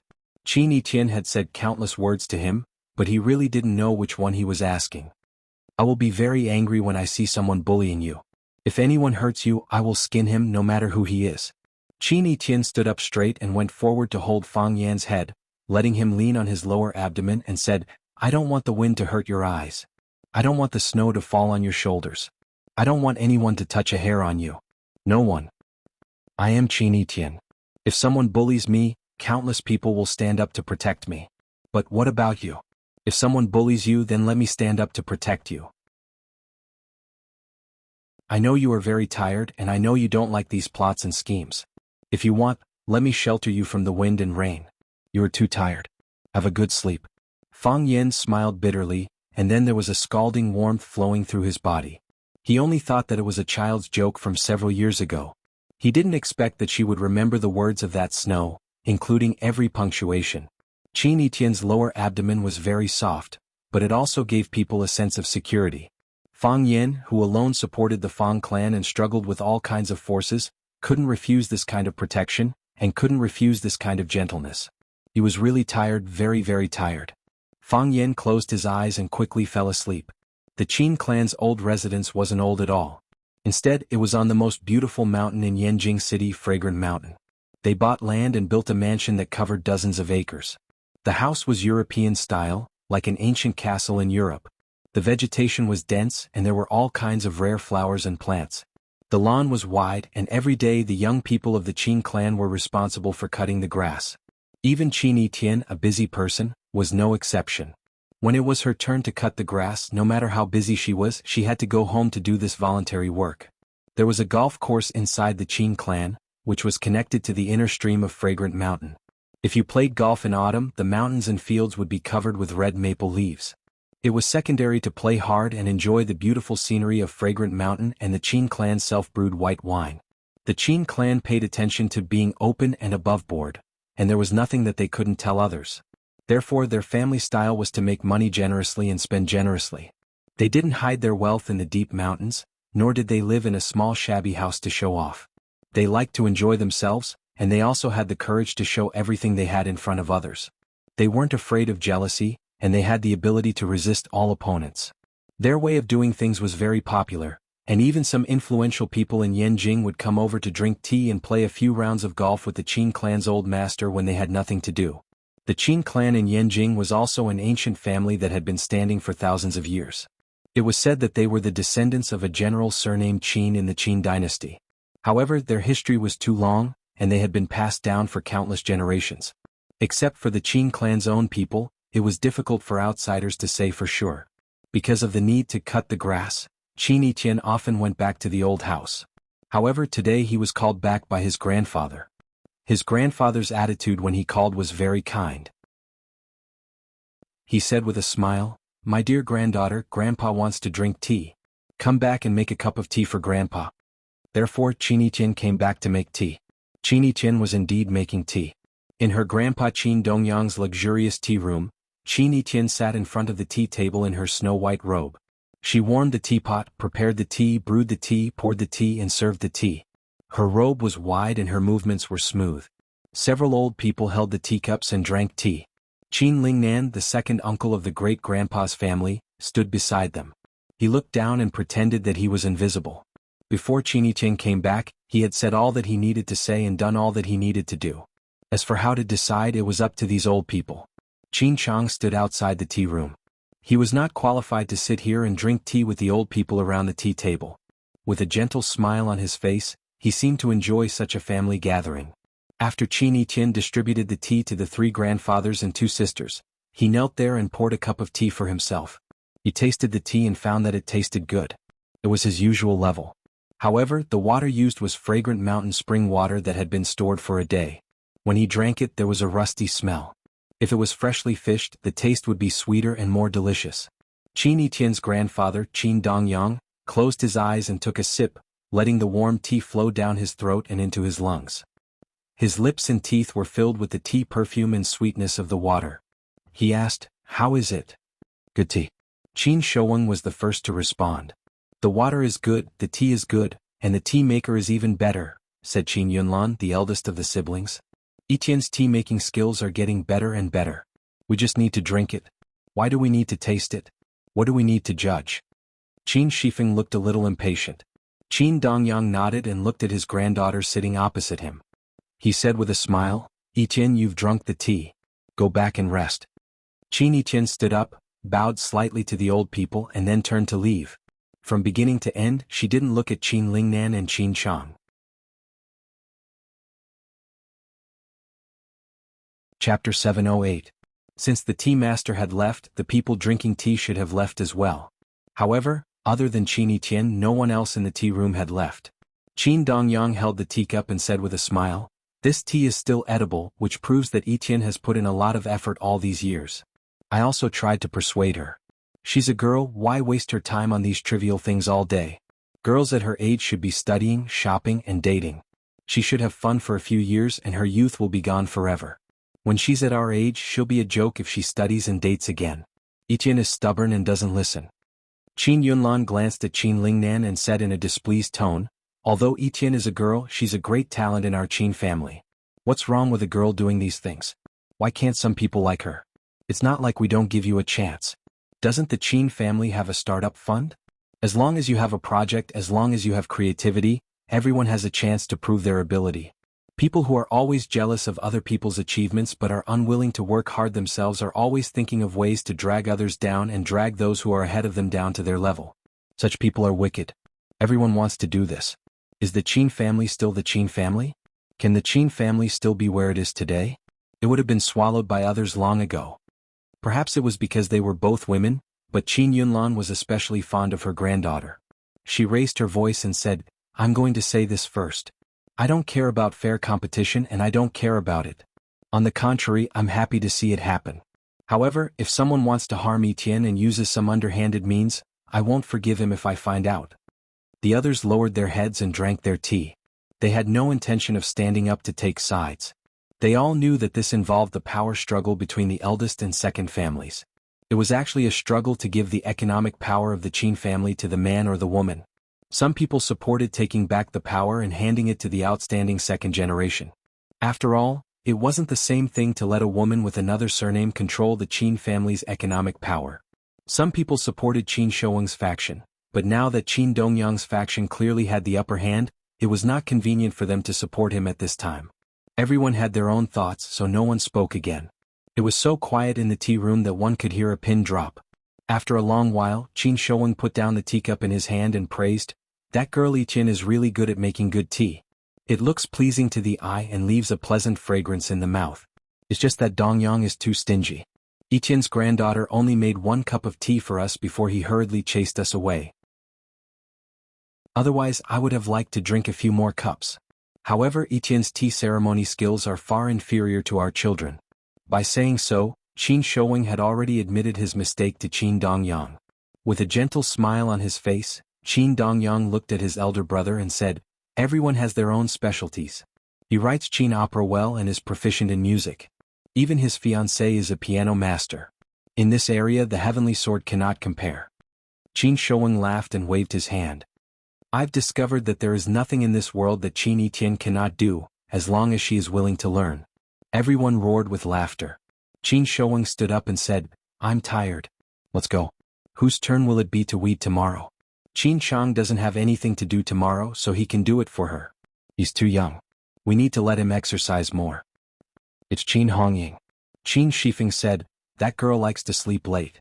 If she knows that someone is helping her weed, she will be very happy." Qin Chang walked over and said to the old man, "Third grandpa, please tell Sister Hongying that I will help her weed early tomorrow morning. Let her have a good rest." "Yes." Qin Shifeng looked at Qin Chang thoughtfully and said, "Men should be open-minded. The more open-minded they are, the bigger their heart will be. With a big heart, the wider the world you see will be. Only then can you achieve extraordinary things." Qin Chang bowed deeply and said, "Thank you for your guidance, third grandpa. I know I was wrong." Qin Shifeng grinned and pointed at Qin Chang. "This kid is quite sly. He is quite active in admitting his mistakes." Everyone laughed again and the tea party ended. Qin Shouweng returned to his room. His son, Qin Lingling, and grandson, Qin Chang, followed him in. Qin Shouweng sat on a chair while Qin Chang hurried to pour tea and get snacks for his grandfather. Qin Shouweng took the teacup that Qin Chang handed over. He didn't take a sip. Instead, he looked at Qin Chang and said, "Do you know why I didn't reprimand you just now?" "Because Grandpa was protecting my pride," Qin Chang said with a face full of guilt. "Bullshit." Qin Shouweng squeezed out a very unrefined word from the corner of his mouth. "Protect your pride? What pride do you have that's worth me protecting? I just feel too embarrassed and can't stand up and say it. Isn't that embarrassing? Qin Chang, aren't you ashamed?" Qin Chang's face turned red. He was so embarrassed by his grandfather's mockery that he couldn't speak. "I know that you men want to fight for power and snatch a piece of the cake. Fight, snatch, I'm happy. What kind of man are you if you don't wield power and play with women? It's not just me. Do the others not have the same thoughts? Why does our Qin family's business need a woman with another surname to control it? Are the men of our Qin family sh*t? Are none of the men of our Qin family presentable? But, can you not be so shabby in what you're doing? Can you not say that? How can that word be used? Yes, loser. Do you know how loser your way of doing things is? Using a woman's reputation to say something. Whether it's true or not, you've already lost. You've lost so badly that you've even lost your underwear. You've done such a thing? How can other people support you? Who has the nerve to stand up and say that what you've done is right? We're all so old. Are we going to point at a teenage girl and say that she's a mistress and has no shame? How can we say such things? If we were to follow you and get involved in this kind of thing, wouldn't we be disrespecting our elders? Grandpa, I know I'm wrong. Qin Chang wanted to find a hole to hide in. But we didn't let that thing out.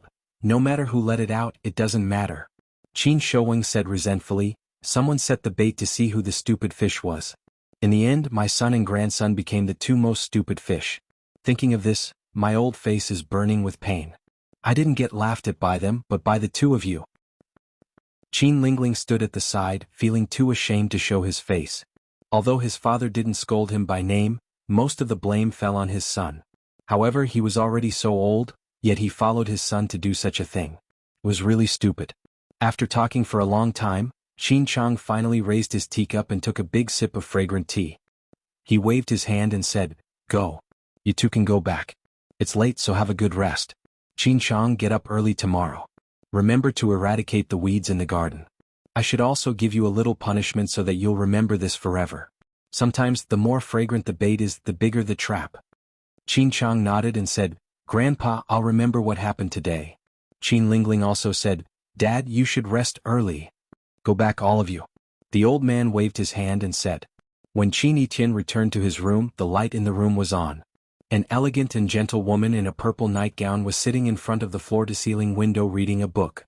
It was a book Qin Etian was reading, titled The Little Prince. She had read it several times before. Because she liked the story inside, she would review it when she had nothing to do. Qin Etian walked to the woman and sat down. He asked with a smile, "How many times is this?"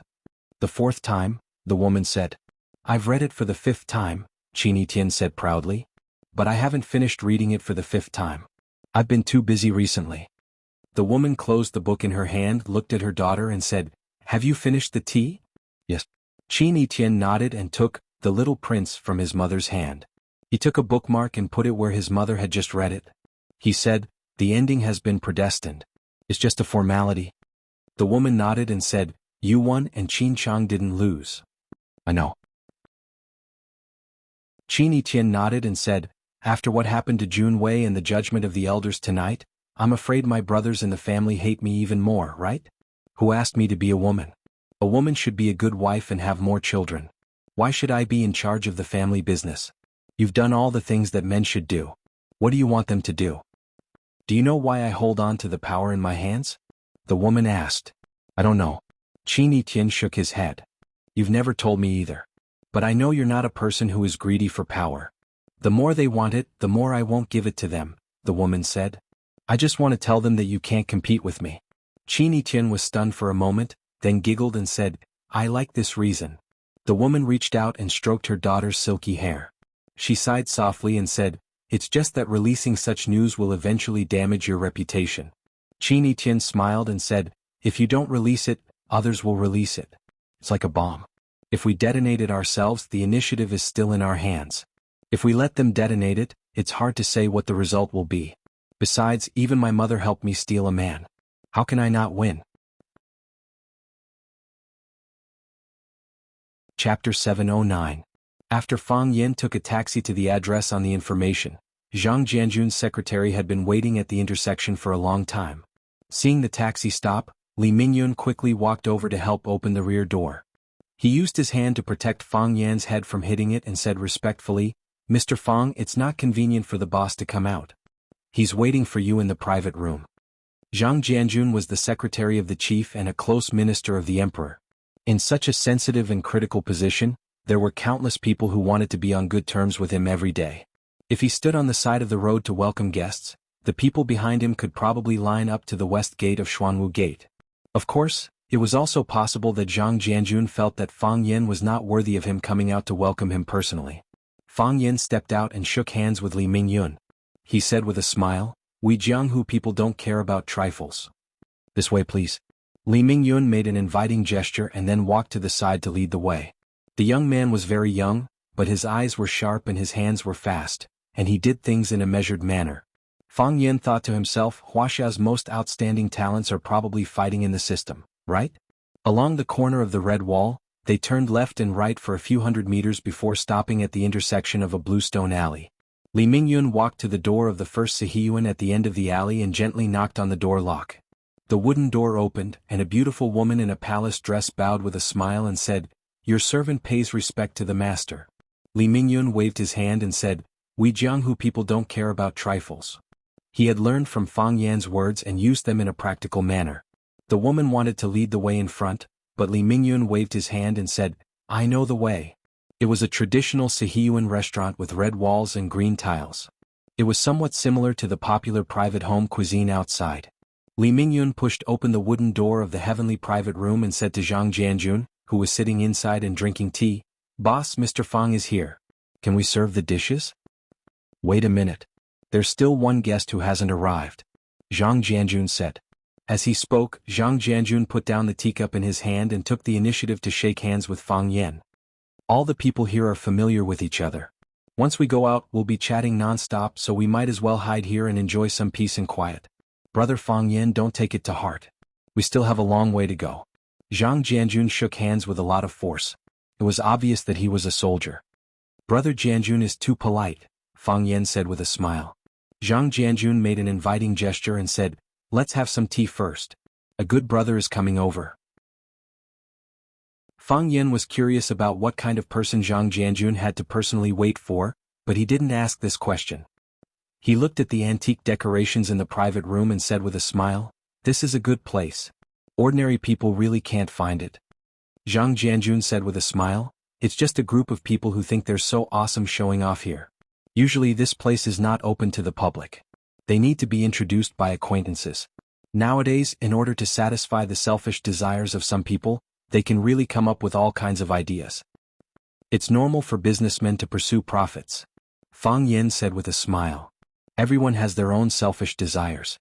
With selfishness and selfish desires, there will be people who will stand up to satisfy the selfishness and selfish desires of some people.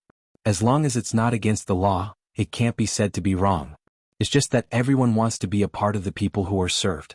Everyone works so hard to live, seizing every seemingly insignificant opportunity and refusing to let go. Isn't it for this goal?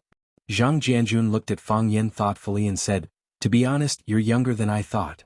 Fang Yan squinted his eyes and smiled. He asked, how old do you think I should be? Zhang Jianjun didn't answer Fang Yan's question. Instead, he held the teacup and said calmly, we used to have a gathering here often, but at that time, the person who came was Bai Xiu. Bai Xiu took a leave of absence, so I took his place for a few days. The smile on Fang Yan's face became even more radiant. He looked as if he didn't have any ulterior motives. I know what kind of place Swallow Dock is, and I also know how much the chief values Swallow Dock. When I saw Bai Xiu, I thought he was the future of Swallow Dock. But I didn't expect that the person I took for granted as the future would never come again. Brother Jianjun, are you sad? Just a little sentimental.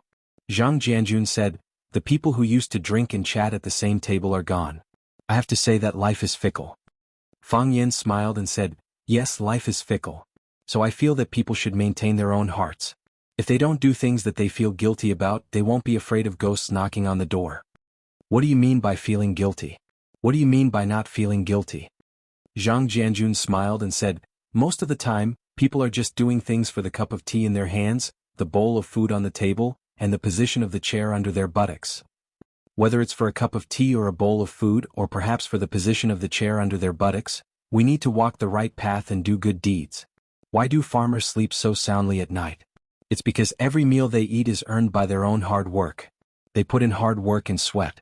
They have no fear or guilt in their hearts. According to health science, people will naturally live longer if they have fewer distracting thoughts. Zhang Jianjun nodded with a smile and said, so, they have always been farmers. Farmers have their own ways of giving, businessmen have their own ways of giving, and officials are the same. They are flexible but they don't violate the rules. They are flexible but they don't step on the line. This is how a successful politician should be, right? What if someone steps on the line? A gentleman does not stand under a wall. Fang Yan said, for those who abide by the rules, those people are walls that can be pushed down at any time. Zhang Jianjun sighed softly and looked at Fang Yan and said, it's really not easy to be able to keep one's heart at such a young age. I study Tai Chi. The most basic condition of Tai Chi is to have Chi in one's heart. What kind of Chi is that? It's the Chi of righteousness, the Chi of atmosphere, the Chi of mountains and rivers, the Chi of the sun, moon and stars. How can a person who walks in the dark all day see the Chi of righteousness, the Chi of mountains and rivers, the Chi of the sun, moon and stars? Zhang Jianjun was silent for a long time and said, no wonder the chief thinks so highly of you. You should be an official. Fang Yan shook his head and said, any field needs a good person like me who has principles and limits. Zhang Jianjun was stunned for a moment and then burst out laughing. Fang Yan also smiled. As he smiled, his gaze became piercingly cold. There was a murderous aura. This murderous aura was not emitted by Zhang Jianjun who was beside him, but from outside the door. The murderous aura penetrated the wall and hit the face, which proved that this person was extremely powerful. However, such a powerful person could control his murderous aura, but he didn't hide it, which proved that the other party just wanted to put some pressure on him and didn't mean to hurt him. The guest is here, Fang Yan said. Really? Zhang Jianjun turned around but didn't see the guest. A few seconds later, the door of the room was pushed open, and a young man in black appeared at the door of the room. Before the man entered the room, there was a fierce aura attacking the people in the room. His eyes directly ignored Zhang Jianjun, the host, and swept over to Fang Yan. The two people looked at each other and it felt like an ice knife against a frost sword. The man refused to dodge and Fang Yan couldn't retreat. It was just a staring contest. He had practiced it when he was a child. He didn't believe that he couldn't exhaust him to death. Zhang Jianjun originally wanted to stand up and make an introduction. When he got up, he found that the situation between the two people was not right, so he sat back with a smile on his face. He wanted to see how these two people would end up. 30 seconds, 50 seconds, 1 minute. Li Mingyun appeared at the door again. Looking at the man blocking the door, she said, Mr. Gongsun, why don't you go in and have some tea? The man in black broke his disguise and glanced at Li Mingyun with dissatisfaction. He lifted his feet and walked into the private room. Zhang Jianjun got up, looked at the man in black and said, Gongsun, I've been waiting for you. He pointed at Fang Yan who was drinking tea and said, this is Fang Yan from Swallow Dock. You should get to know each other better in the future. Then he pointed at the man in black and said to Fang Yan, Gongsun Qi, the disciple of the Divine Dragon. People call him Little Divine Dragon. Fang Yan's expression froze, and the way he looked at Gongsun Qi was filled with killing intent. This was the disciple of the Divine Dragon Gongsun Qi? He knew that the Divine Dragon had entered the Red Wall a few years ago, becoming a consecrator of the Xian division that was responsible for the safety of the country's leader. It was said that there were several Heavenly Dao realm experts in the Xian division, and the weaker ones could reach the quasi-Heaven Dao realm. Although one would lose some freedom when trapped in the Red Wall, there were countless treasures in the Red Wall. Any request could be satisfied. At their level, not only did they need to rely on self-cultivation, they also needed to rely on herbs and Dharma artifacts to cultivate. Just like how some Western magicians needed large family clans to provide them with countless magic crystals, these cultivators also needed all sorts of herbs to nourish their bodies. They needed all sorts of rare beasts and stones to improve themselves. Who could be wealthier than the country, their financial backer? Gong Sun Chi pricked up his brows and stared coldly at Fang Yan. He said, "You want to kill me?" How could Gong Sun Chi not see the saber flash in Fang Yan's eyes? How can that be? Fang Yan chuckled and waved his hand, looking like a good person. He looked seriously at Gong Sun Chi and said, "I want to kill your master." Chapter 7:10. I want to kill your master. These were Fang Yan's heartfelt words. Why did he have such a strong desire? Because he subconsciously thought that the Fang family's current situation was directly related to the old drunkard Mo Qingdi's meridians being broken by the dragon god. Could also be said that it was the fuse. If the old drunkard was still Mo Qingdi, who would dare to bully the Fang family?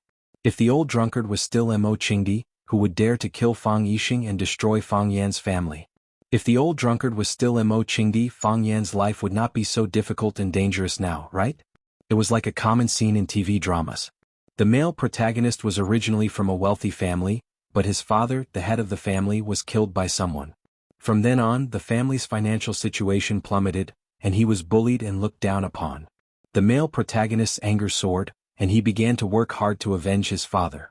Fang Yan was the male protagonist in another melodramatic drama. There was someone who could behead someone from 1,000 miles away, and someone who wanted to kill his master while chatting. Zhang Jianjun and Gong Sun Chi's expressions changed when they heard Fang Yan's words. Zhang Jianjun looked at Fang Yan with a serious expression and said, "Fang Yan, be careful with what you say. Senior Dragon God is a national treasure, you must not attack him with words." Fang Yan said with a smile, "He is a national treasure, so I can't even scold him now?" Back then, Mo Qingdi was also a national treasure, right? Even the chief took special care of him at that time, right? And the result? Didn't he still get his meridians broken? One can only hear the new laugh who can hear the old cry. Is this the country's attitude towards the old who served the country? Zhang Jianjun shook his head and said, "The situation is different. They were a fair challenge at that time." "I didn't say it was an unfair challenge," Fang Yan said seriously. "When I challenged the dragon god, I hope Brother Jianjun can be our witness." Martial artists valued the relationship between their masters the most. A master was like a father, and Gong Sun Chi was no exception. Hearing Fang Yan say that he wanted to kill his master, Gong Sun Chi sneered and said, "You're looking at the sky from the bottom of a well? How ridiculous. You can forget about defeating me, yet you still want to challenge my master? I'm afraid you won't be able to withstand the might of my master's sword, right? I know why you hate my master so much. It's because he injured your senior brother. Don't underestimate him." Back then, Mo Qingdi was invincible when he was at his peak, but he was still defeated by Master's rabbit head sword, not to mention the immature you.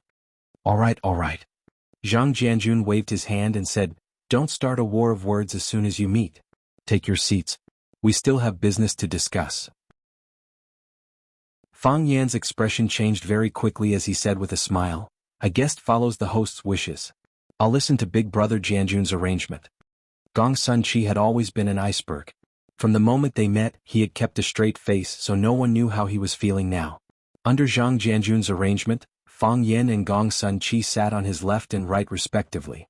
When Li Mingyun saw the guests at the table, he quickly turned around and went out to order the restaurant to serve the dishes.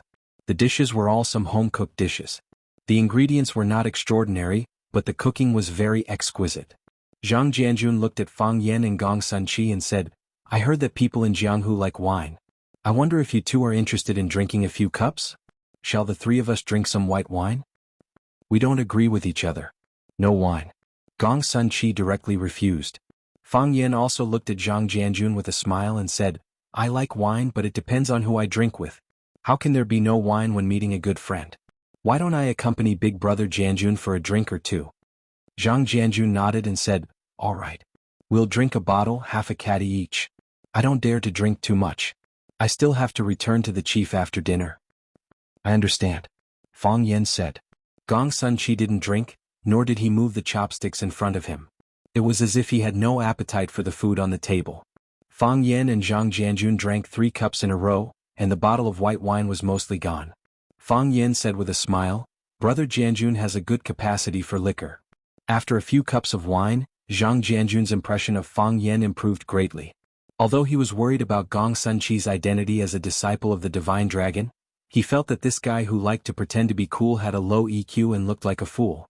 He said with a smile, "I was in the army back then and then I was asked to work by the chief.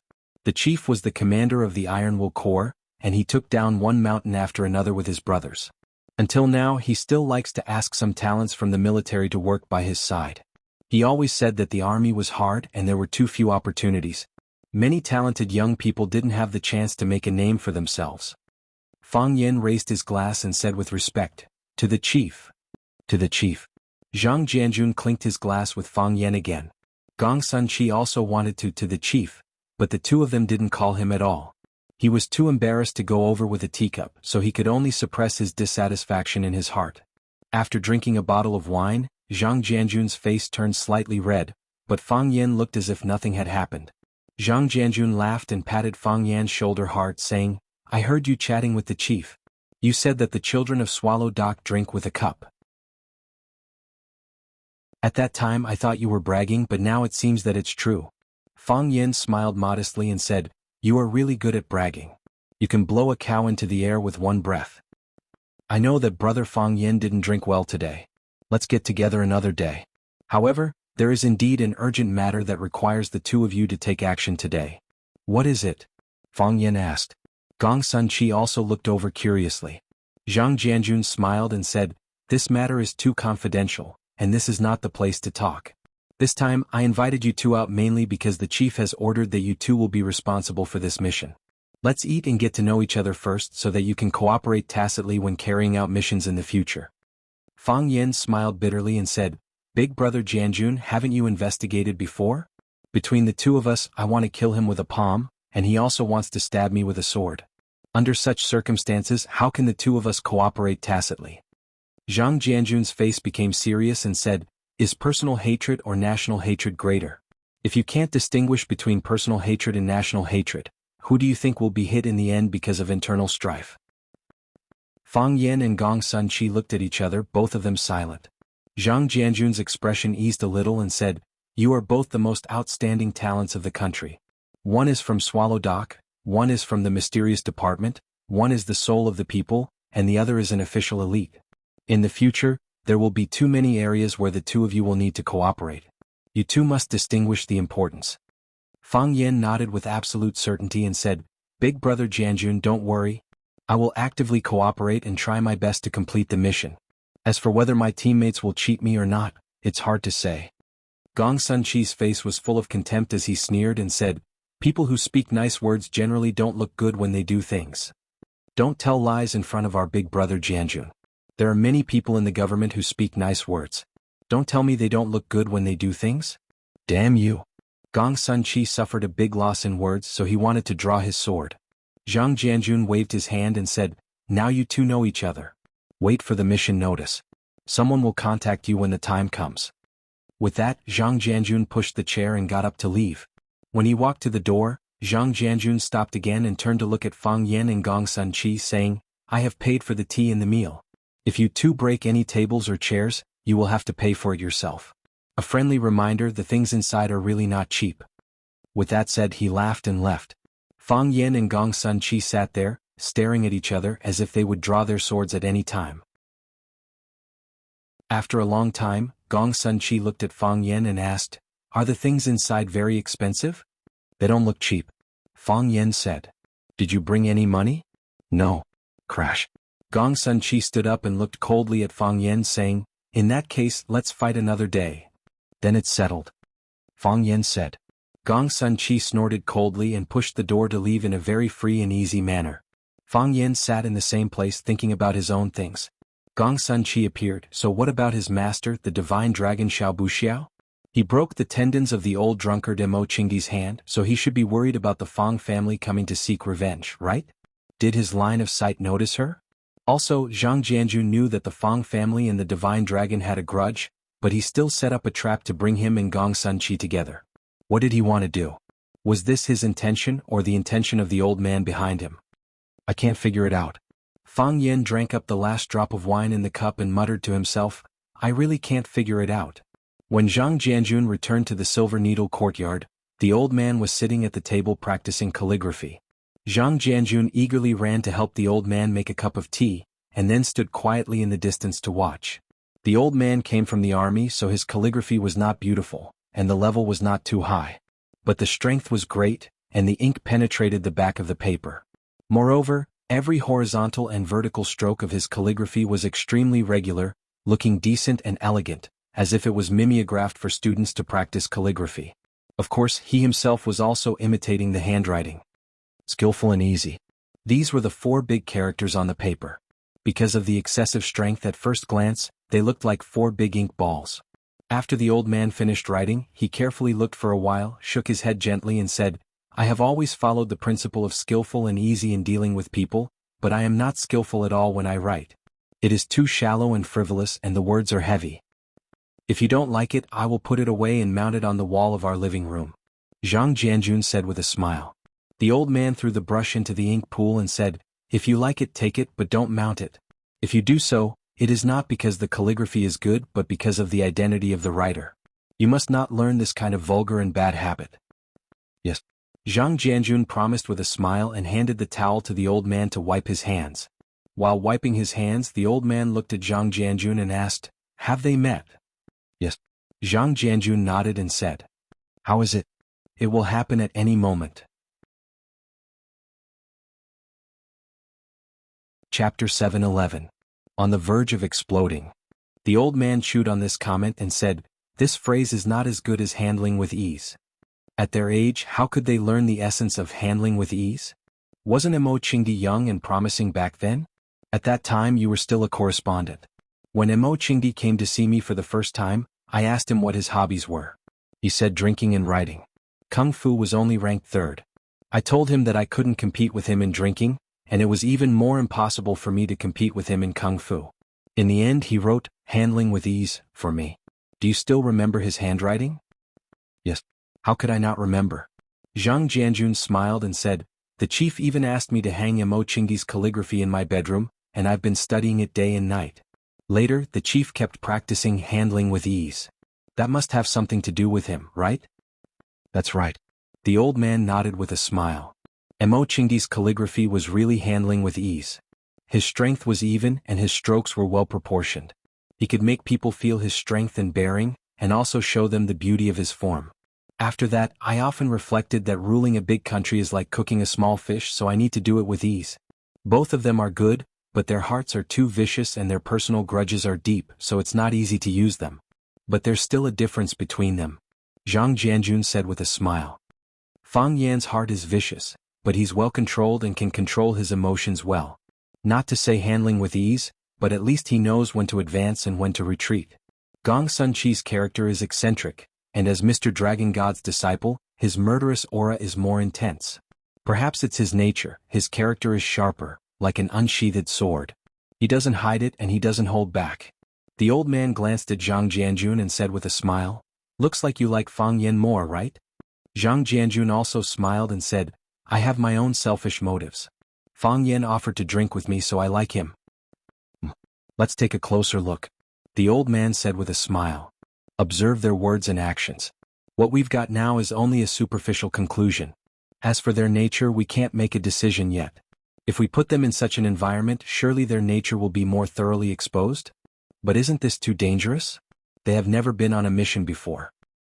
"Danger?" The old man glanced at Zhang Jianjun and said, "In ancient times, the swordsman learned the art of slaying dragons and sold it to the royal family. Nowadays, martial artists had to learn killing techniques to protect their country and their families. The way he said it was different, but the nature was the same. Whether it was in the past or in the future, these people with extraordinary skills are the pillars of our country. That is their responsibility as it is ours. It's all for the sake of making people's lives safer and happier." "I understand." Zhang Jianjun nodded solemnly and said, "I will arrange this matter well. Go and rest." The old man waved his hand and said, "I'll look at the documents for a while. I also have some documents to read." Zhang Jianjun said, "I'm in the small office outside. If you have any instructions, just call me and I'll come." The old man ignored Zhang Jianjun and walked straight to the desk. He flipped open a red document and began to read it. For people like them, there were countless decisions that needed to be made every day, and every decision was related to the people. They couldn't be the slightest bit careless. The news that Jiang Junling had been banished from the Jiang family and his name had been struck off from the Jiang family genealogy had finally spread. The news had first come from Jun Shiwen, and it was Fang Yen who had exposed this secret in front of everyone. Later on, someone had brought this matter to General Xing, and General Xing had replied with great certainty that this was indeed the case. General Xing's attitude had instantly dispelled all the suspicions of the outside world. No one had expected that the Jiang family's old patriarch Jiang Shifu, who had always been protective of his son, would act so viciously and mercilessly. This could be considered the most exciting thing to happen in Yanjing in recent times, even suppressing the rumor that Qin Tian was a mistress. Thus, the other key person who had caused the old patriarch to make this decision had also been revealed through the mouths of those with ulterior motives, Fang Yen. It was said that he had paid a visit to the Jiang family and eaten a bowl of dumplings that the old patriarch had personally made. Then the old patriarch had straightforwardly kicked his own grandson out. Fang Yen? Everyone slapped their heads in thought, feeling that this name was a bit familiar. Very quickly, some smart people discovered that the Fang Yen who had caused Jiang Junling to be kicked out was the same person as the man who had interfered with Qin Tian as a third party, Fang Yen. Fang Yen. Was Fang Yen again. In a single night, Fang Yen had become an influential figure in Yanjing. Back then he had a conflict with Jiang Junling. That's right, back at the Maple Leaf Club, he had a direct conflict with Jiang Junling. I was also there. I heard that back then he had caused Jiang Junling to suffer a huge loss. Jiang Junling bore a grudge and chased him all the way to Huaqing 3 years later. I don't know what Jiang Junling had done in Huaqing for the Jiang family's patriarch to actually chase him out of the Jiang family. This Fang Yen must not be provoked, and I don't know what his background is either. I just don't understand. For a woman like Qin Tian, even if she wanted the stars in the sky, there would be people willing to pluck them down for her. Why would she want to be a man's mistress? One by one, the incidents where Fang Yen had made a name for himself in Yanjing were all dug out. There were even people who had made a copy of the picture of him that he had posted on the school's famous teacher program when he was teaching at Rosefinch Secondary. When someone asked about it, he would open his phone and take out the picture of Fang Yen and say, "Here, this is it." Then, those who saw the picture would have a look of surprise and say that he looked very ordinary. In all honesty, how handsome can anyone's picture be? Do they have the guts to put their ID cards on the internet? Hearing Xia Chen's description, Fang Yen said angrily. Xia Ji laughed so hard that he couldn't straighten his back and said, "That's right, when my friends said you weren't handsome, I answered them the same way." Seeing Xia Chen's happy appearance, Fang Yen couldn't help but laugh and said, "You've been busy lately, right? You look a little thinner, but you're in pretty good spirits." "Did I really lose weight?" Xia Chen happily said, "I've been using the fruit and vegetable diet method to lose weight recently. So it really worked? When I look in the mirror myself, I don't feel too obvious. I've been busy before and I still am. But aren't you being a little too disloyal? You didn't even greet me when you arrived in Beijing? If Jiang Qin and Yuan Lin hadn't come back drunk, I wouldn't have known that they had already met you. I heard you're going to participate in an event." Xia Ji rolled his eyes and said disdainfully, "Please, when will I not participate in an event? I have to participate in a lot of activities every day, okay? You just don't want to call me. You're afraid that I'll disturb your gathering with those 2 little girls, right? Sai men these days all like the young. No one is interested in the old ones like me. I really don't have one." Fang Yen helplessly rubbed his nose and smiled bitterly. Xia Ji picked up the coffee in front of him and took a sip. He looked at Fang Yen and asked, "Fang Yen, how are you doing?" "It's hard to say whether it's good or not." Fang Yen said with a smile, "It's hard to say, but at least I'm still alive. Let's just say that we're in danger every day. Don't look at us sitting together happily drinking coffee now. Maybe someone will come and kill me later. I'm not surprised that this happened. It's not a good idea to always be like this." Xia Ji sighed and said, "You dodged it once, you dodged it twice, but can you hide for the rest of your life?" "What can I do?" Fang Yen asked. Xia Chen thought for a moment, then gritted his teeth and made a difficult decision. He said, "How about I bring you back to see my grandfather and tell him that you're my best friend? We'll beg him to speak softly to the old man of the Jiang family. My grandfather and the old man of the Jiang family have some friendship. If he is willing to step forward, perhaps there will be a turn for the better." Fang Yen looked at Xia Ji with a face full of emotion and said, "Xia, For you to say such words proves that you sincerely treat me as a friend. Nonsense. Xiaji snappily said. When did I not treat you as a friend? You on the other hand, you forgot your friends and didn't even call me when you arrived in Beijing. Fang Yin smiled but did not reply. He knew that if he were to tangle with a woman on this topic, he wouldn't be able to explain it clearly in 3 to 5 days. But there's really no need. Fang Yin said. There was also another old man who brought me to visit Jiang Shifu. He also had the intention of speaking on my behalf, but he was unable to say the words. Jiang Shifu would rather banish his own grandson from the Jiang family than have any intention of privately reconciling. He is determined to fight to the death with me. To offend such a huge monster. Xia looked at Fang Yin with a face full of worry and said, You must be careful.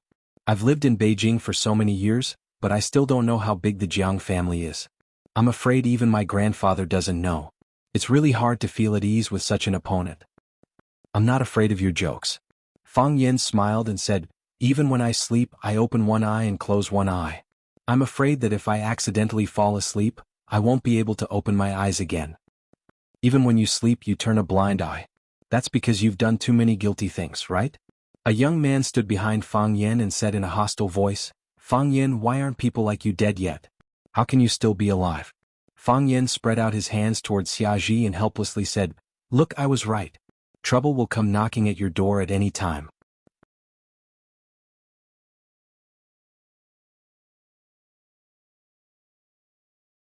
Chapter 7:12. When people are unlucky, they will become more and more unlucky. This sentence was said by Fang Yin. Fang Yin felt that he could use his own name to name a Fang Yin law. The afternoon tea at the Palace Hotel was very famous. Some celebrities and socialites liked to meet here or talk about things. Fang Yin didn't have a house in Beijing, and he didn't want to disturb others, so he stayed at the Palace Hotel. When he called in the summer, he heard that Fang Yin was staying at the Palace Hotel, so he said that his activity venue wasn't far from here. He made an appointment with Fang Yin to have afternoon tea here. They had been sitting here for less than half an hour when the Fang Yin law came into play. Once again, bad luck came knocking on their door. It was just as he had said to Xiaji just now. Don't look at us sitting together happily drinking coffee, maybe someone will come and kill me in a while. Of course, the person who spoke might not be able to kill Fang Yin, and there were only a handful of people in this world who could kill him. However, the other party obviously wanted to insult him or be insulted by him. In any case, he didn't want to make things easy for Fang Yin. Not even for a minute.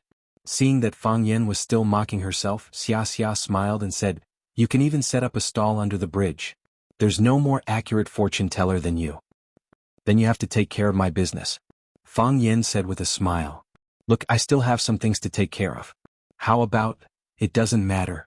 Xia rejected Fang Yin's hidden suggestion and said, I'm not busy, I can wait for you. Fang Yin smiled. After getting the woman's understanding, he turned to look at the man standing behind him and asked, And Ting, who gave you the courage to stand in front of me? And Ting, Phoenix's brother. When he was very young, he had followed his family to Swallow Dock. It was just that he was a proud person and looked down on the poor kids in the village because of his status as a city dweller. The first time they met, he had a conflict with Fang Yin. That was because they drove a green Hummer back. When Yi Fengxing saw it, he exclaimed that the car was so cool and that he wanted to buy one when he grew up. As he spoke, he used his hand to touch the hard lines of the car. And Ting was furious. He shouted, Don't touch my car, and punched Yi Fengxing's back. Fang Yin stood beside Yi Fengxing. How could he let his good brother suffer a loss? He threw Ting over his shoulder and sent him flying. From then on, Ting no longer had any contact with the children of Swallow Dock. Even the number of times he went there was pitifully low. Even if he went there, he would hide in his old house and play games. He would not play with Fang Yin, Yi Fengxing, and the other children. The little fellows of Swallow Dock all liked phoenixes, so everyone called her Phoenix. None of Swallow Dock's friends liked Ting, so Li Xiaotian gave him the nickname Crow, who asked him to be disliked. Later, as Ting grew up, he became more and more resentful towards Fang Yin for throwing him away. There were 2 times when they met that Fang Yin wanted to be friends with him so that Phoenix would not be in a dilemma. However, when he saw that Ting was looking at him with a murderous look, Fang Yin let go of that thought. You can lower your head to a dog, but don't ever think of associating with a wolf. A dog will only bite you once, but a wolf will eat you whole without spitting out the bones. After that, the 2 of them did not have any contact. They studied and worked. Fang Yin went to Huaqing and Ting was nowhere to be found. He did not expect that the two of them would meet in this hotel restaurant. Moreover, Inteng was so murderous that he took the initiative to look for trouble. This was the first time Fang Yen had seen someone from the Yin clan since Phoenix's accident. He took the initiative to greet Xia Chen and said, "Sister Xia, I didn't mean to disturb your mood, but when I saw a heartless person like Fang Yen, I felt a bit of anger in my heart. I'm here to expose his ugly face so that everyone else can be vigilant." Xia Chen was expressionless as he stirred the coffee in his cup with a spoon and said, "That's your private matter. You guys can handle it yourselves." Xia Chen was no stranger to Inteng. He was not afraid, nor did he want to cause trouble.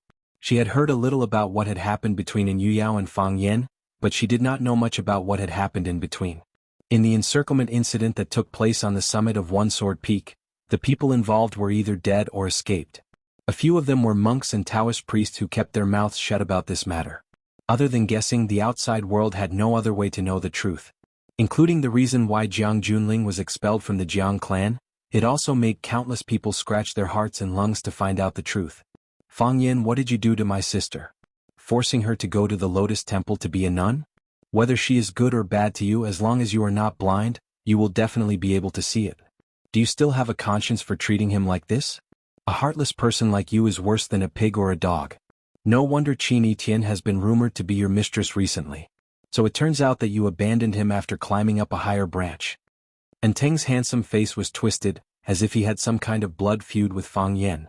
Beside Inteng stood a pure and sweet girl. She also looked at Fang Yen with a look of, "This guy is a scum," her face full of disgust and hostility.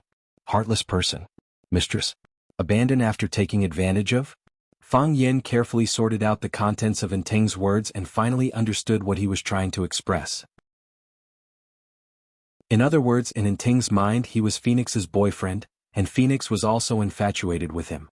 In the end, when she ran to Huaqing to find him, she found out that he climbed up a higher branch called Qin Etian, so she abandoned him and broke up with Phoenix. In a rage, Phoenix cut off her relationship with the mortal world and became a nun. What a wonderful and exciting melodramatic drama. If it was made into a novel, it would definitely be a big seller, right? Fang Yen had already thought of the name. It would be called, My Ex-Girlfriend Became a Nun, and the number of hits on the website would quickly exceed 100 million. However, from Inteng's words, Fang Yen obtained an extremely useful conclusion. He understood his sister's feelings for him. Was Phoenix too obvious, or had his sister once exposed her heart to her brother? Phoenix, thinking of Phoenix's indifferent but determined appearance outside the Lotus Temple, Fang Yan's heart began to ache again. The people around him either passed away or left. Was he the descendant of Sirius? Was he destined to be alone for the rest of his life? Fang Yan opened his mouth and wanted to laugh, but felt that his laughter was too inexplicable. He looked at the girl next to Inteng and asked, "Do you believe what he said? Phoenix mentioned you to me. Every time we talked she would talk about you. I'm also a woman and I know how a woman likes a man. She can't bear it and she can't hide it. Every word can be led to him and she wants the whole world to say good things about him." The girl stared at Fang Yan with disdain and said, "Phoenix suddenly decided to become a nun. It must have something to do with you, you scumbag." "It has something to do with me." Fang Yan nodded and said. "You admit it yourself?" Inteng sneered. "You ruined a woman's life, do you know that? You scumbag, are you still human?" "But it's not the kind of relationship you think," Fang Yan said. "Not the kind of relationship we think? What kind of relationship is that?" Inteng thought that Fang Yan was quibbling, so he said harshly, "Fang Yan, stop explaining. What kind of bastard are you? I saw through you many years ago. My sister is now in the temple and praying to Buddha, but you are outside drinking. Do you have the heart? Your conscience has been eaten by dogs. Because." Fang Yan sighed softly and said, "It's not me who forced her to be a nun. It's your family who forced her to be a nun." Inteng laughed and pointed to Fang Yan and said, "Fang Yan, are you crazy? Our family forced her to be a nun? Everyone in our family likes her and everyone treats her like a phoenix. Why would we force her to be a nun? You just want to shirk your responsibility. How can you say such a thing? It's your family who forced her to be a nun," Fang Yan said firmly. Perhaps Inteng didn't know anything, but at this moment Fang Yan's hatred for the Yin family suddenly emerged from the depths of his bones. He hated the Yin family, hated everyone in the Yin family. These people were all executioners, living butchers. They killed his relationship with Phoenix and also Phoenix's life. "If it wasn't for your Yin family, Phoenix and I would have been together a long time ago. Maybe we would be married and have children now. If it wasn't for your own family, how could Phoenix force herself to be with a pervert like Bai Xiu? If it wasn't for your own family? Fang Yan didn't know how to tell Ting about what happened that night. It was the scar that Phoenix carved on his heart, and it was also the scar that Phoenix left on her face. That kind of thing was too cruel. If he told Ting about it, everyone's soul would be hurt again. Phoenix had become a nun, and she wanted to atone for her sins. How could Fang Yan expose that scandal and turn Phoenix into a cursed and vicious woman? Even in the heart of the victim, she was not a vicious woman. How could he bear to let some insignificant people scold her like that? He didn't want Phoenix to suffer that kind of harm, even if it would make him feel wronged. However, Fang Yan didn't like the feeling of being wronged. That feeling was too uncomfortable. It was as if there was a powerful airflow running wildly in his body, looking everywhere for an exit, wanting to break out of his body. Since his heart was holding back, he had to find a way to vent it. So, Fang Yan picked up the coffee in front of him and splashed it on Ting's angry face. Chapter 7:13. Holding one's breath and then releasing it, tightening and then relaxing. This was the way of Tai Chi. After venting his anger, Fang Yan immediately felt refreshed and his thoughts were clear. Even the summer that he was sitting on the opposite side of him, which was originally shining brightly, became 10 times or even dozens of times better than before. Even when he saw the layer of gray coffee juice on Ting's face, Fang Yan felt that he was a little cute and wanted to kiss him. "Ah!" the girl next to Ting exclaimed. He didn't know if it was because her reaction was half a beat slow, or she needed time to think about whether to shout, "Ah" or "Aya." Anyway, Fang Yan felt that the rhythm of her shouting was very unprofessional. It was like after someone slapped you in the face, you should immediately shout, "Ah" or "Aya," to match the situation. After someone slapped you in the face, you only shouted, "Ah," after 3 hours. Wasn't there something wrong with your brain? It was also because of this reason that Fang Yan didn't like this girl very much. Although her delicate appearance was still in line with Fang Yan's aesthetic standards, he felt that the other party's acting was too exaggerated. However, the effect was achieved in the end. It should be known that most of the people who would come to a place like the Palace Hotel for afternoon tea were socialites or ladies pretending to be socialites. When they ate the pastries, they tasted them in small bites, and when they chewed, they made no sound. When they talked, if you didn't lean in, you wouldn't be able to hear what they were saying. The girl's scream immediately broke the quiet and elegant environment of the Palace Hotel. It was like a murderous howl, and everyone's eyes were attracted to it. The coffee was first poured on Ting's face in pieces, then it began to dilute and spread down his face. The gray juice dripped on Ting's face, neck, clothes. It also slipped into Ting's mouth, which made Fang Yan's stomach turn and he felt waves of nausea. He had already drunk half of that cup of coffee. Was this an indirect kiss? After the girl shouted, she finally realized what she should do. She took out a handkerchief from her pocket and quickly used it to wipe the coffee on Ting's face. Ting grabbed the handkerchief from her hand and wiped his face. His eyes were bloodshot and he stared at Fang Yan and shouted, "Fang Yan, don't go too far." "Who's the one who's going too far?" Fang Yan pushed away the sofa under his butt and stood up. He looked at Ting with a serious expression and said, "Ting, I don't know if you really don't know or not. Go back and ask. Ask your parents, ask your uncles, or ask that old man in your family. Go and ask them, did they go too far? I don't need to go back and ask them. I can see it myself now. Everyone with eyes can see it." Ting pointed at his messy face and shouted, "Fang Yan, how immoral are you to do something like this? Your behavior is just like a shrew's way of fighting and swearing. No wonder you can't be seen in public. No wonder my family doesn't want my sister to be with you. The fundamental reason is that you don't deserve my sister. You are a rustic wild dog. Do you think you can rush to Yanjing and get a foothold at the foot of the imperial city just by wagging your tail? Let me tell you, you are dreaming." Fang Yan looked at Ting as if he was looking at an idiot. He pointed at his feet and said, "I have already got a foothold at the foot of the imperial city. Am I dreaming now? It's such a simple thing. Is it a very difficult thing for you to stand here with your feet firmly? Do you need to wag your tail at others? Ting, do you know what I dislike the most about you? I don't dislike your fake aloofness or the pride in your bones. I don't dislike your attitude that you are number one in the world. This is indeed a bit annoying. What I dislike the most is that you are standing in front of me at this moment." Fang Yan pointed at the crowd that was looking at them and said, "Do you know what they were talking about just now? They were talking about why I forced Jiang Shifu to expel Jiang Junling from the family. They were talking about why Qin Tian, that kind of girl, would like me. Who is my opponent? It's Jiang Junling and the entire Jiang family. Fang Yen swept an extremely disdainful glance at Enteng and said, I am the focus of the crowd. I am the topic of discussion of the entire Yanjing people. But you came to provoke me at this time. What do you mean? You want to use my name to become famous? You want to step on me to rise? Do you think that by doing this, others will think that you have the qualifications to be my opponent? I can splash coffee on your face. Do you have the ability to splash coffee on my face? Enteng breathed heavily.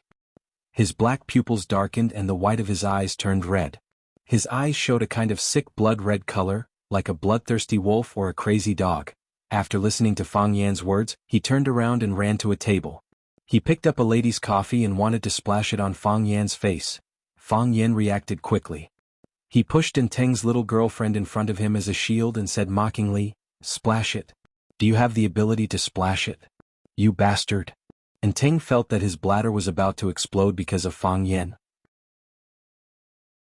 He held the cup of hot coffee and circled around Fang Yan, wanting to splash the coffee on his face. However, when he circled around, Fang Yan pulled the girl and also circled around, saying, splash it on my face if you have the ability. No matter how Enteng circled around, the one in front of him was always the miserable and pale little face of his little girlfriend. The onlookers were all stunned by this scene. They thought that they would see a wonderful show, but no one expected. This good show was such a child's play. I can't believe my eyes. A young girl in a red dress said to her companion. That guy.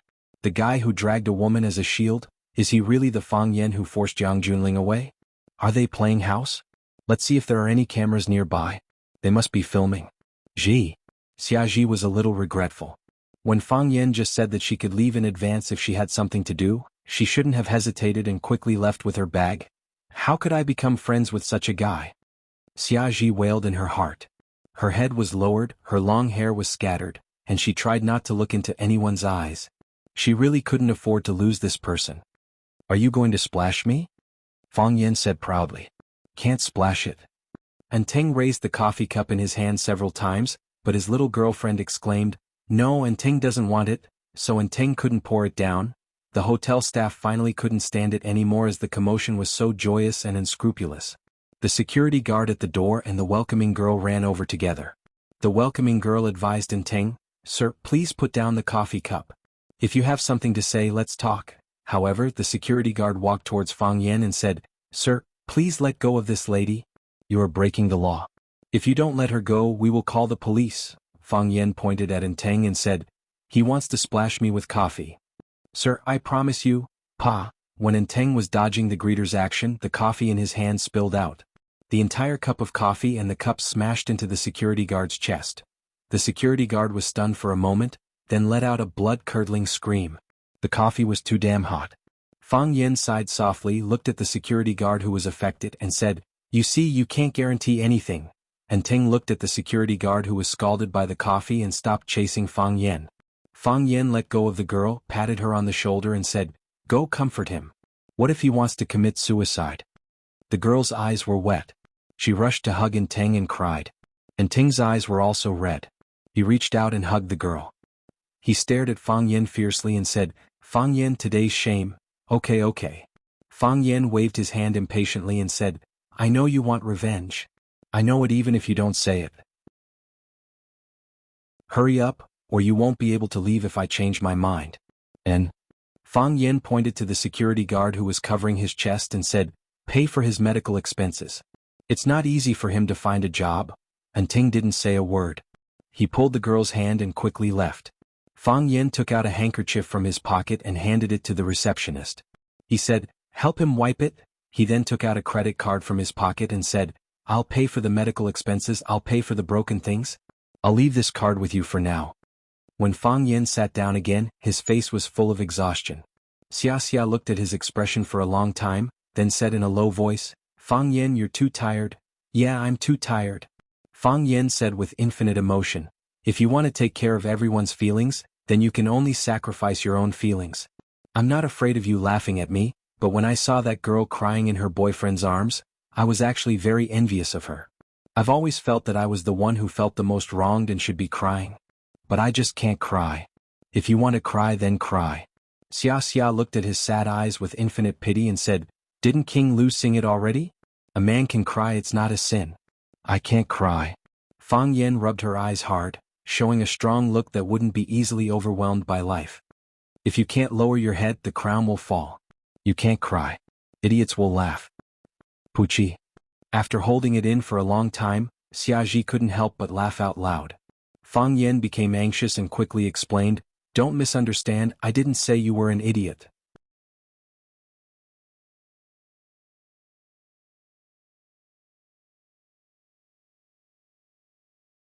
Chapter 7:14. It would have been better if Fang Yan didn't explain, but after listening to Fang Yan's explanation, Xia Xia really wanted to smash the coffee cup in his hand into his face. "What do you mean I didn't say you were an idiot?" Xia Xia thought angrily. However, she was happy in her heart. The only person who dared to talk to her like this, who dared to use such an insulting word like idiot to joke with her, was probably the only one in Fang Yan in all these years. Other men either treated her as a high and mighty star or as a goddess with an extraordinary background. Some people, even if they wanted to show their affection and joke with her, it would just be a dragonfly touching the surface of the water. It would be too forceful and deliberate and they would just laugh it off. Instead they would think, "So the relationship between us is just like that." Fang Yan said it so casually, so naturally joking with her. In his heart, he did indeed treat her as a friend. Look, a woman's mind is so strange. You love her and hold her and she feels that your bones are cheap. If you belittled her and stepped on her, she would think that you were a bastard. It was not easy to master the degree of the relationship. However, a friendly reminder, don't treat women as goddesses. Fang Yan smiled and said, "This is a line from a TV series. It's very popular on the internet. I'll borrow it for a while. I've seen this TV series." Xia Qin said, "As long as it's an outstanding work or a work that has a good reaction from the market, I will find time to carefully appreciate it. I'm always worried that I'm not doing well enough, so I have to constantly learn from others' strengths. You're already the movie queen, who can be your teacher?" Fang Yan said with a smile. "How can there be a time to be satisfied?" Xiaji shook his head and said, "You're a little abnormal today. I thought of a friend." Fang Yan said, "Her ending shouldn't be like this. Is it Teng's sister? I don't have much contact with her, but I heard that she's very beautiful. She's a famous beauty in Beijing." Xia Xia said, "They definitely wouldn't have thought that a person with such a vicious mouth would be so kind." "Are you complimenting me?" Fang Yan asked with a smile. If it weren't for her feelings, I'm afraid you wouldn't have let Teng off so easily, right? Do you still remember what happened to us in Huaqing Sky No. 1? You could even deal with an insignificant person so cleanly. The Yin family has owed you too much, yet you allowed him to walk out unscathed." Xia Xia thoughtfully sized up Fang Yan and said, "I can't tell, I didn't expect you to be such a passionate person." Fang Yan forced a smile and said, "How is this sentimental? She was my first love." "Have you ever had your first love?" "It's the first time I've experienced the feeling of my heart racing. Unfortunately, it's impossible for us to do it again. A lot of things can never go back to the past." Xia Chen comforted her and said, "If we can't walk together, then we can only say that you guys aren't suitable. In any case, you have Yi Ro, Qini Tian, Jiang Qin and Yuan Lin now. Especially Jiang Qin, it was as if he had been possessed. So many years had passed. How old was she at that time? I really don't know what you did to a child back then. I just asked them to study hard and make progress every day." Fang Yan smiled and said, "If you don't believe me, go back and ask them. Maybe it's because they think what I said makes too much sense. Everyone knows what to say. Even if it makes sense, so what?" Xia Chen pouted coquettishly and said, "However, your current situation is getting worse and worse.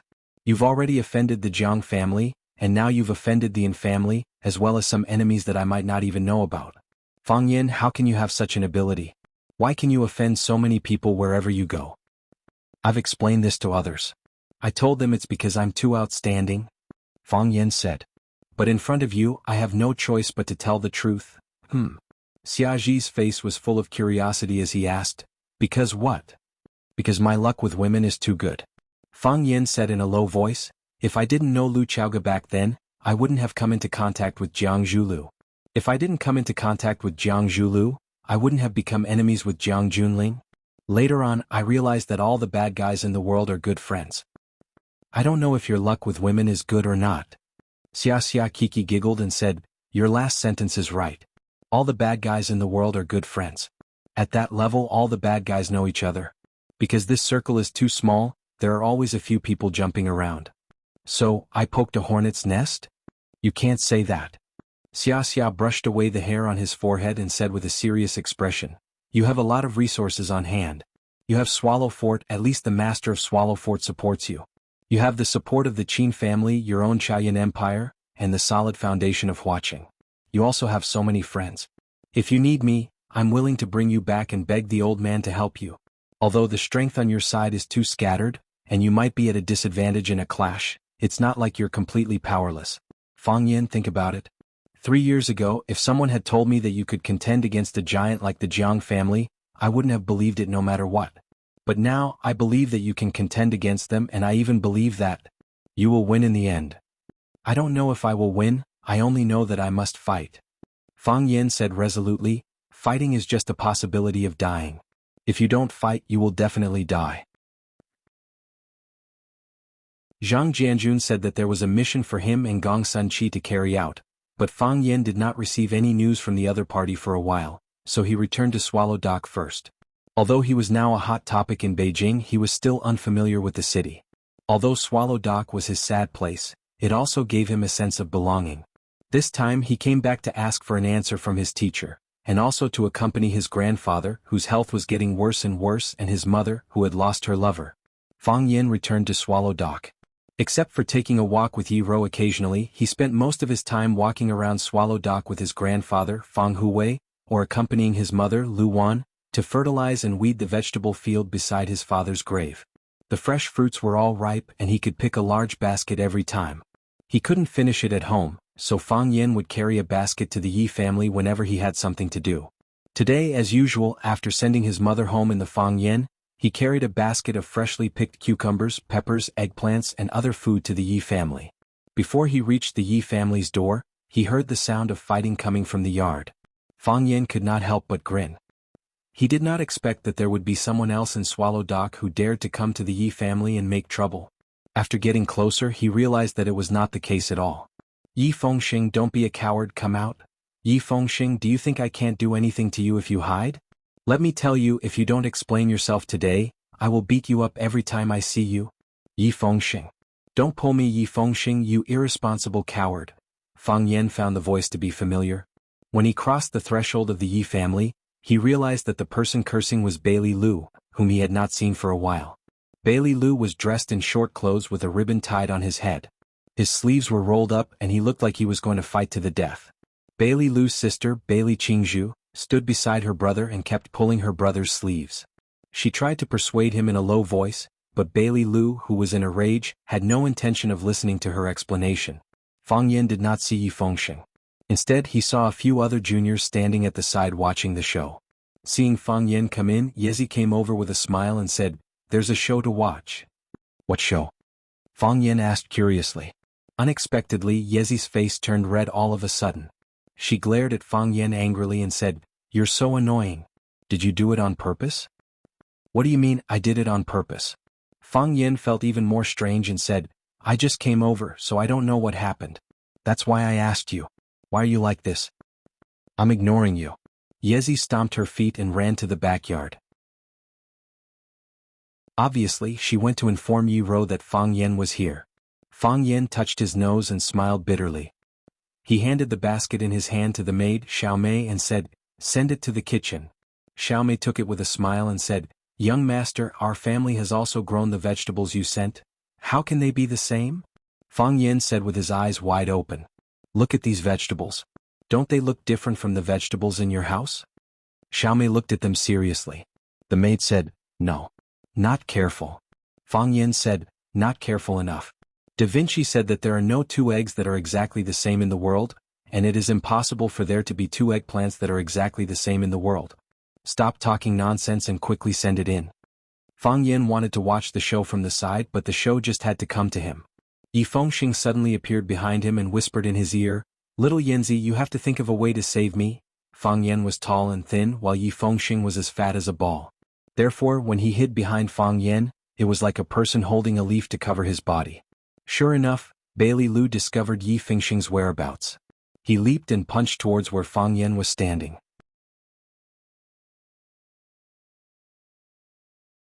Chapter 7:15. The fist wind whistled and the powerful qi crisscrossed. A majestic aura swept towards where Fang Yen and Yi Fengxing were standing. It was like a giant tornado had suddenly appeared, engulfing the two of them in an overwhelming manner. A seemingly solid black veil appeared above Fang Yen and Yi Fengxing's heads. That was the place where the wind from the fists gathered. The murderous aura released by the fists tore and collided with the surrounding air, giving off tiny explosive sounds. The murderous aura condensed above their heads and no longer dispersed, waiting for Bailey Lu's fist, which was the real killing move, to arrive and detonate the entire strong wind boundary. The Bailey clan started with their fists and became famous through their fists. The Bailey clan's godly fist was the strongest and most tyrannical fist, and also the fiercest and most courageous fist. Their fist manuals were filled with phrases such as one punch, no return, injuring 3,000 enemies, injuring 800. The peak of the Bailey clan's godly fist technique was when the boxing lunatic Bailey Feng was still alive. Bailey Feng had a nickname called Bailey Lunatic, because his fist technique was exquisite and he fought with no regard for his own life. He was also called Bailey Lunatic. Bailey Feng entered the way with his fists. His 100 miles godly fists were extremely effective in his hands. Countless experts of the Jianghu were sent flying by his fists. They did not even have the strength to resist. For a period of time, there was even a saying that it was better to provoke the awakening celestial sword than to provoke the 100-mile fist. The awakening celestial sword was the famed weapon of Xiangxi's swift swordsman Zhao Jingxin. A single awakening celestial sword was unstoppable. Bailey Feng used the crazy fist to conquer the heavenly Tao, but he didn't expect that he would really become a madman. After failing to climb the mountain, he spent his days shouting that someone was out to kill him and that he was going to commit suicide. In the end, he really committed suicide. Bailey Feng was the Bailey clan's most likely expert to successfully climb the heavenly way. He was also an expert who was infinitely close to the heavenly way. Bailey Lu's death was a huge blow to the Bailey clan. There was even a saying that godly fists do not enter the path. The godly fist could not enter the Tao. The people of the Bailey clan refused to accept this. Generation after generation worked hard, risking their lives, thinking of using their clan's ultimate arts to climb the heavenly Tao. Unfortunately, the world was mostly like this. You wouldn't be rewarded just because you put in the effort. To this day, the Bailey family still did not have a single fist master who could successfully climb the heavenly Tao. This was also the reason why Bailey Lu was so crazy.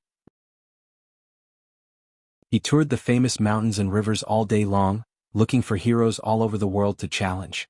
The pressure was huge. However, even if you're crazy, it's fine if you challenge others, but you can't just hit anyone you see, right? What if I can't beat you? Fang Yen cursed in his heart. Fang Yen, save me. Yi Fengxing shouted from behind. Bailey Lu was obviously coming for Yi Fengxing, but Yi Fengxing's strength was not as good as Bailey Lu's. Moreover, he had a guilty conscience, so how could he have the courage to fight? Therefore, he placed his hopes on Fang Yen, who was standing in front of him.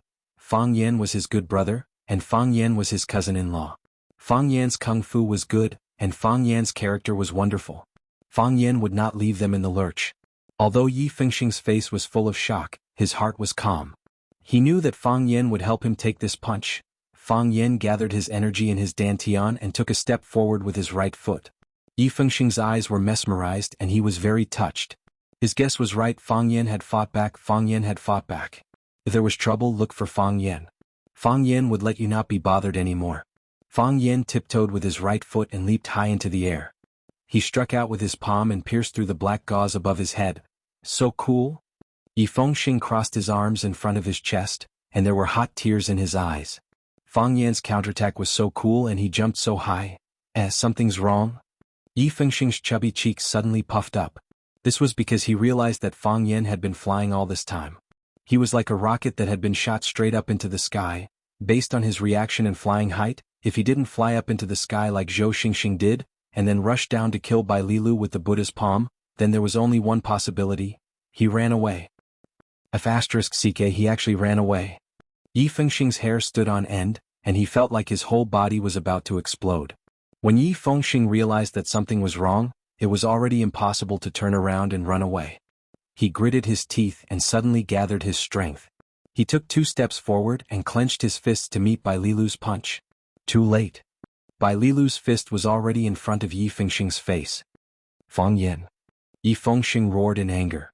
Pa! Their fists collided. However, without any surprise, Yi Fengxing's body was like a rolling gourd as he tumbled backwards. One was prepared and the other was a hasty response. One was ready to attack and the other was an idiot. It was obvious that Yi Fengxing was no match for Bai Lilu. Kacha.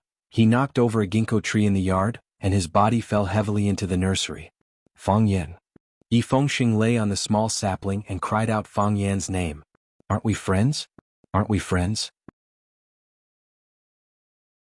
Aren't we people who love each other? Why did you do this to me? Why did you jump so high? Fang Yan stood in the corner of the yard, and snatched half of the cucumber from Ye's hand. He took a bite and said, I haven't seen you for a long time, and Bai Lilu's punching skills have improved.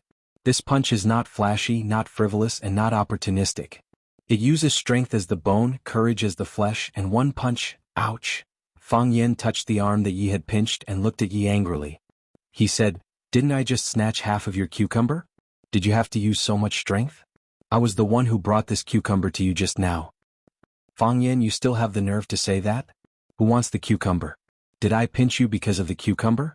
Yi looked at Fang Yan with disdain and said, Yi Fengxing is your good friend and brother.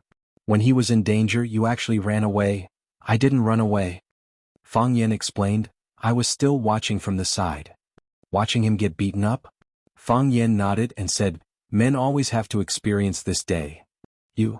Fang Yan smiled and chewed on the cucumber. He watched Bai Lilu rush towards Yi Fengxing who was lying on the ground. He sat on Yi Fengxing's body and punched Yi Fengxing's face and scolded, Yi Fengxing, you bastard. Yi Fengxing held his head with both hands and shouted, Don't hit my face, don't hit my face. Help. Bai Lilu punched him again and roared angrily, Yi Fengxing, if you don't give me an explanation I won't let you off. Bang bang. Help, help. Bai Lilu seemed to have a deep hatred for Yi Fengxing. He kept punching Yi Fengxing's head, chest, and all the parts of his body that could be hit. Bai Lilu lay there, howling like a pig being slaughtered. He shouted for help and scolded Fang Yan at the same time. Fang Yan, you bastard. You're not loyal to your friends. Help. Someone help me. Fang Yan, did you give birth to a son? Me. Help, he's beating me to death. Fang Yan, you bastard, I'm going to cut off all ties with you. Fang Yan looked aggrieved and said to Yi who was standing next to him, Tell me, who did I offend? It was clearly Bai Lilu who was beating him. Yi snorted and was not willing to talk to Fang Yan at all. Is your Yi family still reasonable?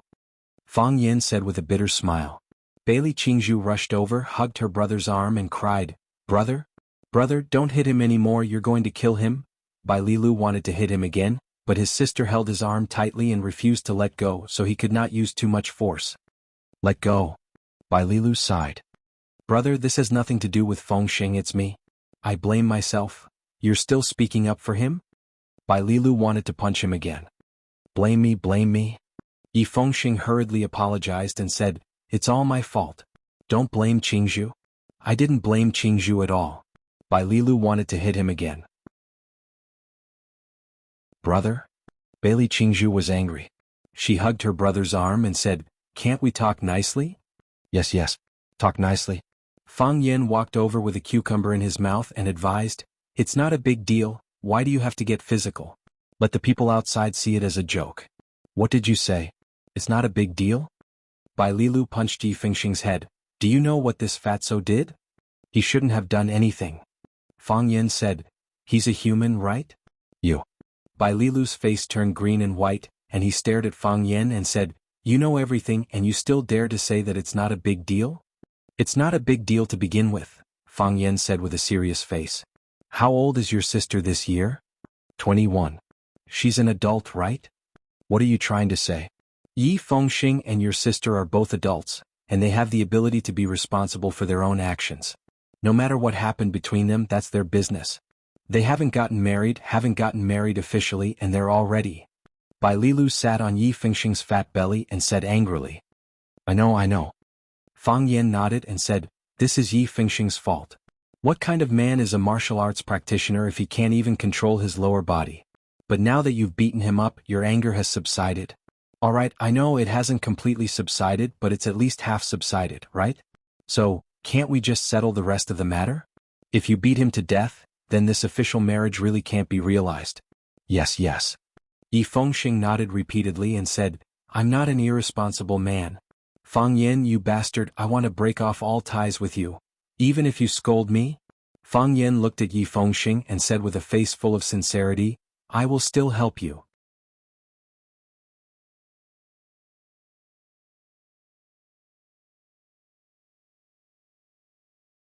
Chapter 7:16. Even if you scold me, I will still help you. Fang Yen acted like he was doing this for Yi Fengxing's sake. Yi Fengxing blinked his big eyes and didn't know how to fight back. Bailey Lu looked at Fang Yen mockingly and sneered, "Who ran so fast just now? I haven't seen you for such a long time, but your jumping ability has improved."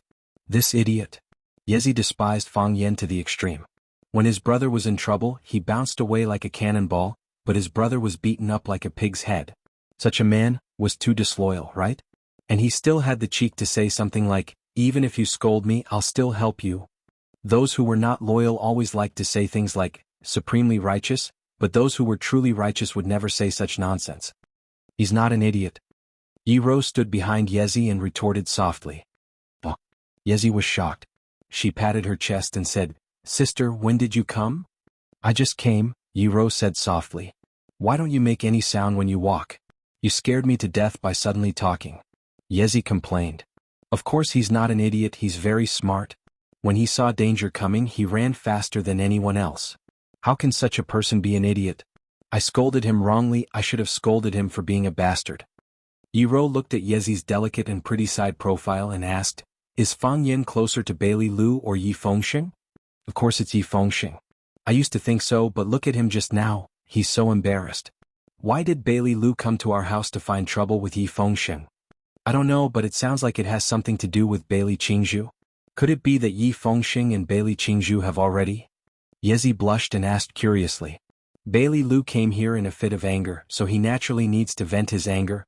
Fang Yen and Yi Fengxing are close. If Fang Yen fought with him for Yi Fengxing, what would the result be?" Yi Rou continued to ask. Yezi thought about it seriously and said, "Do you mean that Fang Yen deliberately avoided Bailey Lu in order not to anger him?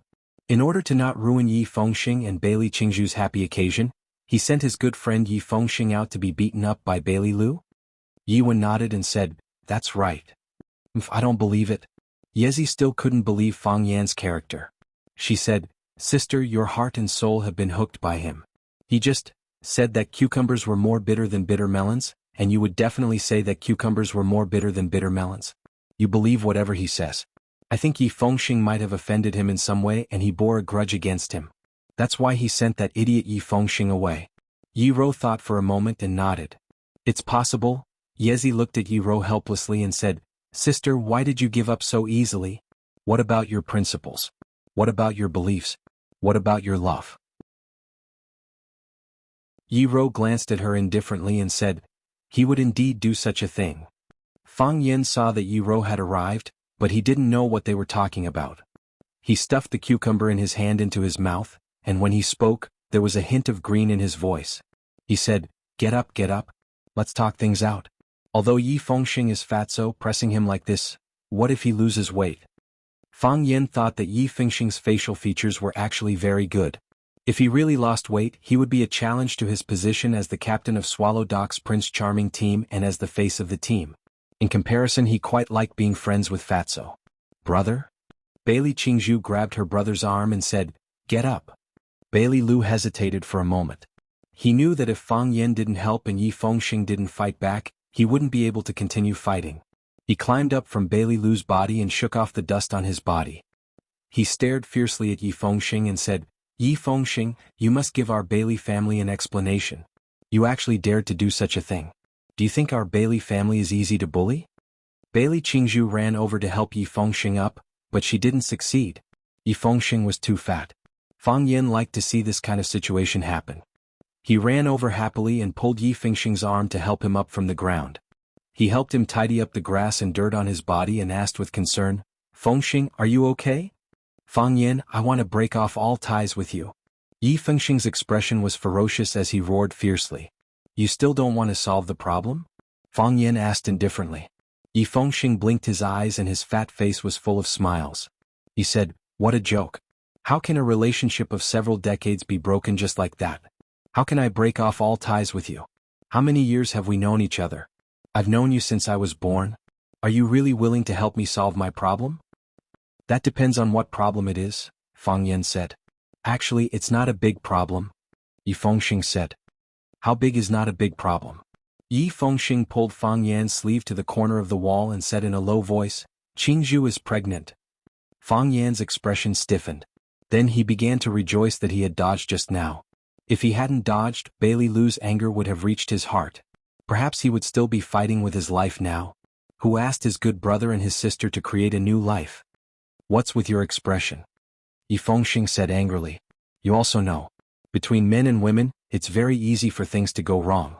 At that time I didn't think that it would be so easy. Fang Yan composed himself and looked at Yi Fengxing's fat face. He asked very seriously, What do you want to do? I haven't thought about it yet, Yi Fengxing said. What do you mean by haven't thought about it yet? Fang Yan said, gritting his teeth. Yi Fengxing thought for a while, then looked at Fang Yan and said, Fang Yan, you know, I've always wanted to go out and see. Whether it's the North Sea or the Gobi Desert or go to extremely cold places. I want to go out and see while I'm still young. Swallow Dock is too small, I want to go out and see. But now that you have a child, I know, but I'm not ready yet. My fierce tiger fist has just become a tiger, I want to have another breakthrough. But now that you have a child, Yi Fengxing looked at Fang Yan and asked, What do you think I should do? Get married, Fang Yan said. Marry Bailey Qingzhu and make her your wife. Yi Fengxing opened his mouth and said, It's not that I don't want to marry her, but, since you're willing then marry her, Fang Yan said firmly. He knew that Yi Fengxing had premarital phobia. For a young man who always laughed and played around, it was very difficult for him to make a decision when he suddenly encountered something like this. He did not have much experience in relationships, and this was his first time experiencing the life of a married couple. He thought that after marriage he would lose his freedom. He had not even thought about whether there would be any problems living with another woman, but this was his responsibility, an obligation that he had to bear. Yi Fengxing stared at Fang Yan with wide eyes. He did not understand why he was so determined. Fang Yan sighed and said, We grew up together with Qingzhu and I also treat her like a younger sister. You like Qingzhu in your heart, don't you?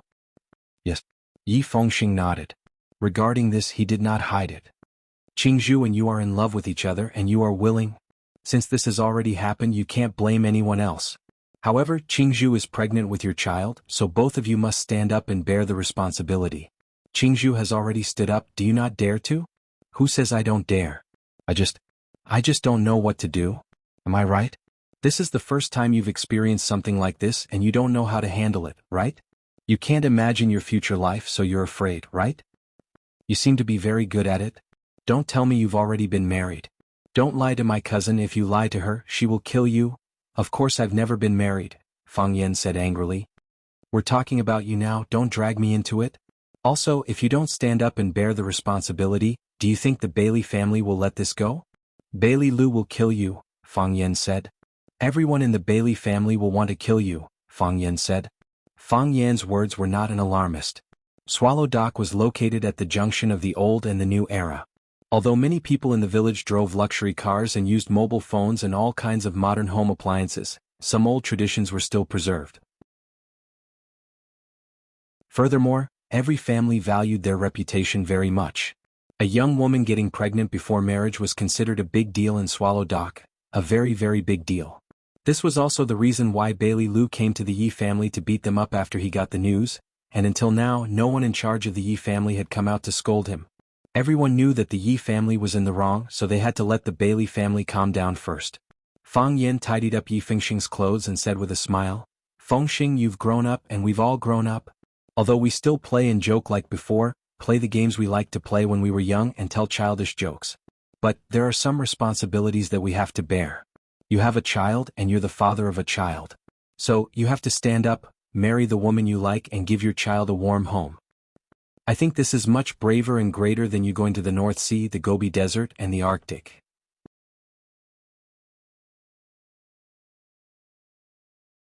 Chapter 7:17.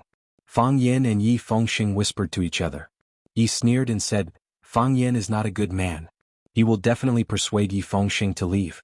Yi Fengxing has always wanted to go to Huaqing with him. If Uncle hadn't stopped him, fearing that he wouldn't be able to control himself after going to Huaqing, he would have run away long ago. Yi Ro looked at Fang Yan tenderly with a slight smile on her lips. Since her relationship with Fang Yen was confirmed, she didn't know why she always looked at him and thought about him. Even if she didn't say a word and just looked at him quietly, she felt extremely happy and satisfied. Hearing Yi Ro's words, Yi Ro shook her head gently and said, Fang Yen is not such a person. Sister, why are you speaking for him again? Have you forgotten? How many girls came to see him when he was in mourning in Swallow Dock? Jiang Qin and Yuan Lin don't need to be mentioned. They would come every few days. Teacher and student relationship? Which student would treat their teacher like this? And that Qin Tian, she clearly wants to compete with you. Look at her expression when she looks at Fang Yen. Look at what she has done for Fang Yen. And do you know what gift she gave him for the first time? Fang Yingxiong secretly told me that the so-called red heart black jade was priceless. It was said that a small piece could buy a courtyard house in Yanjing City. Also, that black turtle ointment, the two big red dragons that the Fang family raised in the living room. Aren't they ashamed? A girl gave so many gifts for the first time. Does she want to buy a man? That's too much. The more Yi Ro said, the angrier she became. She felt more and more indignant for her sister. She said, and Xia Tian, how could he have anything to do with the big star Xia Tian? And that? Sister, I don't mean to criticize you, but you are too naive and have no experience in love. You don't know that men are very greedy when it comes to love. They want whatever they see. How can they be satisfied? So, you must never be deceived by her. The deeper the love, the deeper the scar. I won't, Yi Ro said calmly. Sister, I can feel it. Feel what? He cares about me, Yi Ro said. Just like I care about him. He rolled his eyes and said, Here we go again. There was again. Are you going to tell me the story of how he risked his life to save you after you failed to climb the heavenly axiom? Why didn't he mention it when you risked your life to save him? He will keep it in his heart. Keep it in your heart? I'm just afraid that he has already forgotten. You still have to be wary of her, those girls are too beautiful. Especially that Qin Tian. Although we look so arrogant, men are all cheap wretches. When they see such a woman, they are like a wolf that sees a bone and want to pounce on her. What was that saying again? Conquer. Men have a conquering nature in their bones. Do you think you know men very well? Yi Ro looked at her sister who had lived in Yanjing for a long time and asked softly. I've seen too much. Too many romantic things have happened around me. A girl in our dorm was successfully pursued by a guy. She washed and cooked for him every day, bought him clothes and shoes, and treated him like he was her own son. The two of them lived together outside, but she accidentally got pregnant. The girl wanted to call her boyfriend to discuss how to solve the problem together, but the guy's phone was turned off. She came back crying and said that she wanted to commit suicide. My dormitory sisters couldn't stand it anymore and sent people to find the boy. Do you know where they found him? In another girl's rental house. It turned out that he had more than one girlfriend. Yi Ro knew there were all kinds of disgusting things happening outside. She also knew that in this era where people lost their faith, people were very presumptuous and casual about their own feelings. But she believed in herself and was also willing to believe in Fang Yen. Ye's words were very serious, but she was not angry about it. Because only those who were stabbed in the heart and hidden pain would be really angry. She knew that Yi did it for her own good. Yi thought that she stayed in Swallow Dock all day, so she didn't know the evil of people, the fickleness of the world, and the fragility of feelings. Yi Ro looked at Yi and said softly, How about we make a bet? Bet on what? Fang Yen won't take Yi Fengxing away. Yi Ro said, He will persuade Yi Fengxing to take this responsibility. Impossible? Yi Ro opened her eyes wide and said, Well, I'll bet with you. What do you want to bet? If you lose, go and apologize to Fang Yen? Yi Ro said. Yi Ro thought for a while and nodded. She said, Okay, I promise you. But what if you lose? I apologize to you? No, you're my sister. I don't want you to apologize for me. Yi Ro rolled her dark eyes and thought quickly. She said, If you lose, you'll go shopping with me in Yanjing for a day. I can arrange the whole day. How about it? Yi Ro thought for a while. Although she didn't like shopping, she still agreed. She said, Okay. I'd like to see if Fang Yen is like what you said. Hey, he took Yi Fengxing to see Bailey Lu. Fang Yen took Yi Fengxing and walked in front of Bailey Lu and Bailey Qingzhu. Bailey Lu frowned and said, Fang Yen, what are you two whispering about? This matter needs to be resolved by the elders of the Yi family. Can you handle it on behalf of the Yi family? Fang Yen smiled and waved his hand. He said, This matter doesn't need to be resolved by some elder. It needs to be discussed and decided by the two parties involved. Fang Yen looked at Bailey Qingzhu and said, Qingzhu's meaning is already very clear. As brothers we can also do it, Bailey Qingzhu blushed. She also felt that she had lost face after such a thing happened. The elders of the family still didn't know, but her brother, who had just returned from outside, understood the details. Her brother's personality was insolent. Once he heard of this, he flew into a rage and ran to the Yi family to seek justice for her. Bailey Qingzhu was almost angered to death by her brother's idiocy. With such a ruckus, wouldn't the elders of the two families know? Bailey Lu looked at his sister and said, "What do you mean? You want to say that my sister must marry Yi Fengxing no matter what?" No. Yi Fengxing hurriedly explained. He looked sincerely at Bailey Qingzhu and said, "It's me who must marry her no matter what." Yi Fengxing knelt on one knee and looked into Bailey Qingzhu's eyes. He said, "Little Zhu, you know my feelings for you. I also understand your feelings for me. To be honest, I wasn't prepared for such a thing to happen. I always felt that I was still a child. Why did I suddenly have a child? After I heard the news, I didn't know what to do. I even hid and didn't dare to pick up your call. I'm a bastard, I deserve to die. I know you must have been very sad at that time. I've let you down. I also felt very sad in my heart. I felt that no matter what, as a man, I should have stood up at that time, hugged you and said it's okay. We'll bear this together. But at that time I didn't do it and I didn't do it well. I've always wanted to go out and have a look. I've always wanted to go out and explore. I've always wanted to train our Yi family's ferocious tiger fist to the middle stage of tiger. I've always felt that there are still many things that I haven't done. I've always thought that I still have a very, very long time, but you suddenly told me that we have a child. We're going to get married? Yi Fengxing's eyes reddened. He reached out and held Bailey Qingzhu's small hand tightly. He said, "Even now, I'm still not prepared, but I'm willing to bear it with you. I want to marry you, I want to make you my wife. I want to raise this child with you. Just now, Fang Yan told me that to stand up and marry the woman you like to give your child a warm home is much braver than going to the North Sea, the Gobi Desert, or the extremely cold land, and much more noble. I don't care if it's brave or not, and I don't care if it's noble or not, I just want to do it. Because this is what I think in my heart. I want to marry you, I want to make you my wife, I want to be the child's father." The muscles on Fang Yan's face twitched again and again. "This bastard, how can you change your lines so casually? Although the effect is better after you changed it, but have you ever thought about my feelings? Stepping on your friend's shoulders to show off your own greatness, is this really a man's way of doing things? Please open your eyes and look, your cousin's future wife Yi Ro is standing at the side and watching." Fengxing? Bailey Qingzhu was tricked as expected.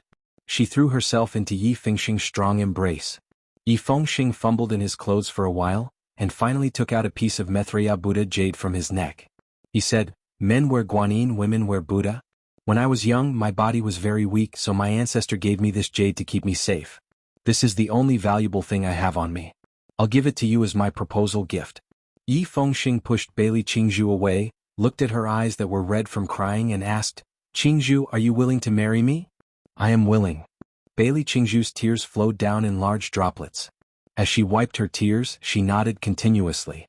Thus Yi Fengxing put the piece of jade in his hand on Bailey Qingzhu's neck, and then forcefully pulled her back into his embrace.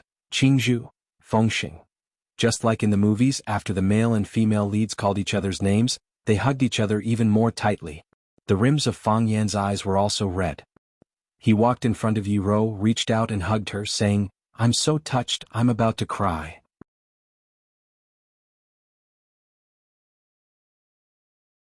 Chapter 7:18. Yi Ro was too serious, so Fang Yan was always too frivolous. Yi Ro was cold and indifferent. She was quite shy in her bones. It was impossible for her to take the initiative to express her affection to a man. However, a couple should take the initiative. Therefore, Fang Yan took the role of the main attacker. Yi Ro didn't care about Fang Yan at all. Otherwise, life would be so boring if they both stood there like two unrelated tree stumps. Fang Yan leaned his head on Yi Ro's shoulder and smelled the fresh fragrance from Yi Ro's neck. Yi Ro was very tall and looked thin, but her body was quite plump. Her waist was slender and her chest was full. Every part of her body was extremely well proportioned and beautiful. Fang Yan hugged Yi Ro's body with both hands and said emotionally, "Yi Fengxing is already a father, but I, as his big brother, am still a virgin. The most important thing in the martial world is face. Am I very shameless now?" Yi Ro nodded and said, "Yes. I don't want it either." Fang Yan sighed and said, "I'm getting older and older and my family is starting to urge me. You want to marry me? Well, why are you asking so directly? If you want to marry me, I will marry you, Yi Ro said with a serious face. Ah, that's great. I'll go back and prepare now. Fang Yen thought Yi Ro was so cute. How could he not marry such a lovely Yi Ro? And he wanted to marry her now as soon as possible. Yi sneered and said, he wants to marry me, but he needs the consent of our family. Uncle and the others will definitely not agree. Even if the ancestors help you, it will be useless. Yi Ro glanced at Yi and said, they will agree. Yi Ro didn't say what would happen if they didn't agree. She just said with certainty, they will agree. Fang Yen held Yi Ro's hand tightly and said with a smile, I will definitely marry you, and you also want to marry me by all means. What else in the world can separate us? Mistress, Yi quickly added. Yi. Fang Yen stared at Yi with his teeth clenched. A girl changes 18 times between womanhood and womanhood. The more she changes, the more annoying she becomes. He remembered that she used to support his relationship with Yi Ro. When they met in the village several times, she was very polite to him. When she saw him walking with Yi Ro, she would also tease him with a cheeky smile. Is this girl having a bad sex life recently? Yezi. Yi Ro knew that Yezi was trying to defend her, but what she knew was not a big deal. Have you forgotten our bet just now? Yezi puffed up her cheeks like a goldfish and stared at Fang Yen without blinking. After a long time, she said with difficulty, I'm sorry. After that, he turned around and ran into the courtyard. Bet. Fang Yen looked at Yi Ro in confusion and asked, what did you bet? I said you would definitely persuade Yi Fengxing to take responsibility. How did you know? Because you are such a person. Yi Ro looked at Fang Yen with pity in her eyes. Otherwise, how could you be so tired? Fang Yen could only hold Yi Ro tighter. This woman's figure was really good. Fang Yen. A stern shout came. Yi Dawen came out of the backyard and saw the guy holding his daughter. His eyes began to burn with murderous intent. He didn't want to blame his baby daughter. It was just that Fang Yen, the bastard, was touching her. The elders of the Yi family didn't come out before because they knew that the Bailey family was angry. It was good to let them vent in the yard. What made them even more embarrassed was that Bailey Lu came to them with his pregnant sister. But Yi Fengxing, the bastard, didn't dare to show up. If the person involved didn't come out, how could they explain it to others? He also wanted to test Yi Fengxing. If he only ran away when he encountered this kind of thing, then his future would be nothing more than this. Now that the battle was over and Xiaomei reported that the matter had been solved perfectly, Yi Dawen had to stand up and speak. No matter how well Fang Yen solved it, he was just a junior of the same age as Yi Fengxing. He was not even a member of the Yi family. It was better to get the approval and blessing of the elders for the marriage of the younger generation. Yi Dawen was thinking about how to handle this matter beautifully. He was in the limelight and he couldn't let the Bailey family have a grudge. After all, the two families would be considered in-laws in the future. He didn't expect to see such an unsightly scene as soon as he stepped out of the yard. If Fang Yen was holding another girl, Yi Dawen would just think that Fang Yen was a loose and frivolous person. However, the girl in his arms was his daughter, which made Yi Dawen feel particularly offended when he looked over. Fang Yen quickly let go of his left arm, but his right arm stayed behind Yi Ro's waist and gently massaged it. He said with a face full of concern, how do you feel now? In the future, you must pay attention to the fact that your body hasn't fully recovered, and you can't do too intense exercise. Now is not the time for you to rush to practice. Much better, Yi Ro said expressionlessly. She didn't have many expressions on her face. Fang Yen had set up the stage and she only needed to say a few lines. I used our Fang family's 3 parts 5 mountains hand, which is a kind of treatment method that perfectly combines the qi of Tai Chi with the human body's acupuncture points. You know, Tai Chi belongs to Taoism. Since ancient times, medicine and Taoism have been inseparable. When it comes to taking elixirs to nourish the body, we are better at it. Yi Ro nodded again. Being seen by her father hugging a man, she was really a little embarrassed as a daughter. After all, she was a child from Swallow Dock, and her mind was not so open. It was said that when many young couples made love in the room, their parents would take the initiative to give them condoms for fear of accidents. Poor parents in the world. Fang Yen, what are you doing? Yi Dawen shouted. He was tall and he came in a fit of anger. He looked fierce and majestic. Massage. Fang Yen explained seriously and said, Ruru was seriously injured last time, and her body won't recover in a short time. She can't do strenuous exercise and she can't practice martial arts. You have to keep an eye on her. Don't underestimate these sprains. They may develop into hidden dangers in the future. But uncle, don't worry. I used our family's 3 parts 5 mountains hand to push away the blood clots in her body and let the moisture out. She will be fine soon. Yi Daowen stared at Fang Yan with sharp eyes. He naturally didn't believe Fang Yan's nonsense, but he couldn't expose his nonsense. As a father, did he have to check whether his daughter's waist was injured or not? Under Yi Daowen's gaze, Fang Yan finally finished the health care treatment in his hand. He clapped his hands and said, "Well, go back and lie down. If there is nothing important, try not to walk around these 2 days." Only then did Fang Yan turn his eyes to Yi Daowen's face. He said with a smile, "Uncle, are you here to deal with the matter of Feng Xing? Congratulations, the Yi family is going to have another child." Yi Daowen's eyes were cold. No one knew what he was thinking. After a long time he turned around and walked in the direction of Bai Lilu and Yi Fengxing. Fengxing is too young. He did something that caught everyone off guard. This is the fault of our Yi family after all. We will also bear this responsibility. Yi Daowen looked at Bai Lilu and said such words. However, marriage can't be taken lightly. I will personally bring Fengxing to the Bai family to propose marriage. I also need to discuss the details of the wedding with the elders of your family. Bai Lilu knew Yi Daowen's position in the Yi family. Among the 3 tigers of the Yi family, his position was not the highest, and his martial arts was not the best. However, he was the well-deserved master of the Yi family. He also made decisions on some matters, big or small. He came to say such words to him and even had the intention of apologizing. Thus, Bai Lilu could not wantonly ridicule him. Uncle is right. Marriage matters should be decided by the elders of the 2 families. As an older brother, I can only help my younger sister vent her anger. Bai Lilu glanced at Yi Fengxing and Bailey Qingzhu, who were still hugging each other and unwilling to separate. He said, "I also did some rash things. I hope that uncle will not take it to heart." Yi Daowen smiled and said, "What you did was right. If you didn't do it, I would have beaten that brat up. How could I allow him to escape and shrink back from this kind of thing?" After talking for a while, Bai Lilu bid farewell to Yi Daowen. "Yi Fengxing, come in here. Wen Wan, you come with me." Yi Daowen shouted as he left. Yuan looked at Fang Yan.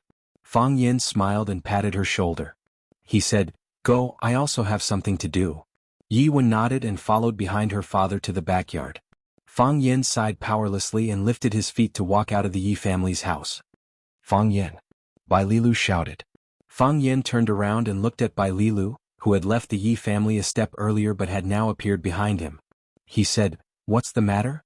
If you want to laugh at me, I advise you to bear with it. Otherwise I will be very angry." "You killed Bai Xiu?" Bai Lilu stared coldly at Fang Yan and asked. Fang Yan looked at Bai Lilu thoughtfully and said, "It looks like you don't have a good relationship with that scum Bai Xiu. What? You want to seek revenge for him?" "I want to seek revenge for him," Bai Lilu shouted coldly. "Do you dare to have a good fight with me?"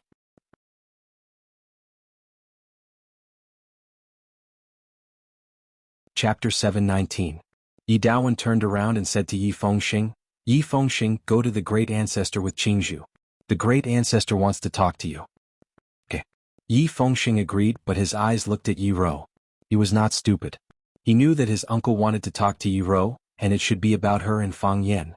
He knew Yi Daowen's attitude and even the attitude of the whole Yi family. But why? Why couldn't my cousin and Fang Yan be together? Yi Daowen instructed, and then he walked towards his study. He didn't ask Yi Rou to go back, so Yi Rou could only follow him into the study. While Bailey Lu was making trouble outside, Yi Daowen was probably reading in the study.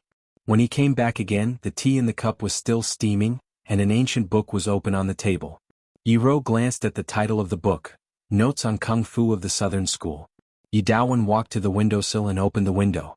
Looking at the gloomy sky outside, he said, "I'm afraid it's going to rain again." Yi Rou didn't say anything. She went straight to the bookshelf, took out a book and casually flipped through it. Yi Daowen held the teacup and took a sip of tea. He looked at his daughter in front of him with a headache. There were thousands of words in his heart, but he didn't know how to say them. They had their own position, and they had to protect the Yi family's position. However, Yi Rou was obviously different from what they thought. She was a girl and she had a man she liked. She was going to marry him, and as a father, he should give her his blessing. The sad thing was that he couldn't let her walk on that path.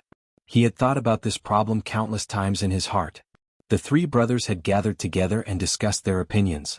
The decision had been made a long time ago, but they had never had a good talk with Yi Ro. At that time, they all felt that this matter was not urgent, or they hadn't found a more suitable opportunity. But now they had to talk about it. When he walked out just now, he saw Fang Yan holding his daughter in front of others. With Yi Ro's character, she didn't refuse to push Fang Yan away. Yi Daowen knew that it was a little too late.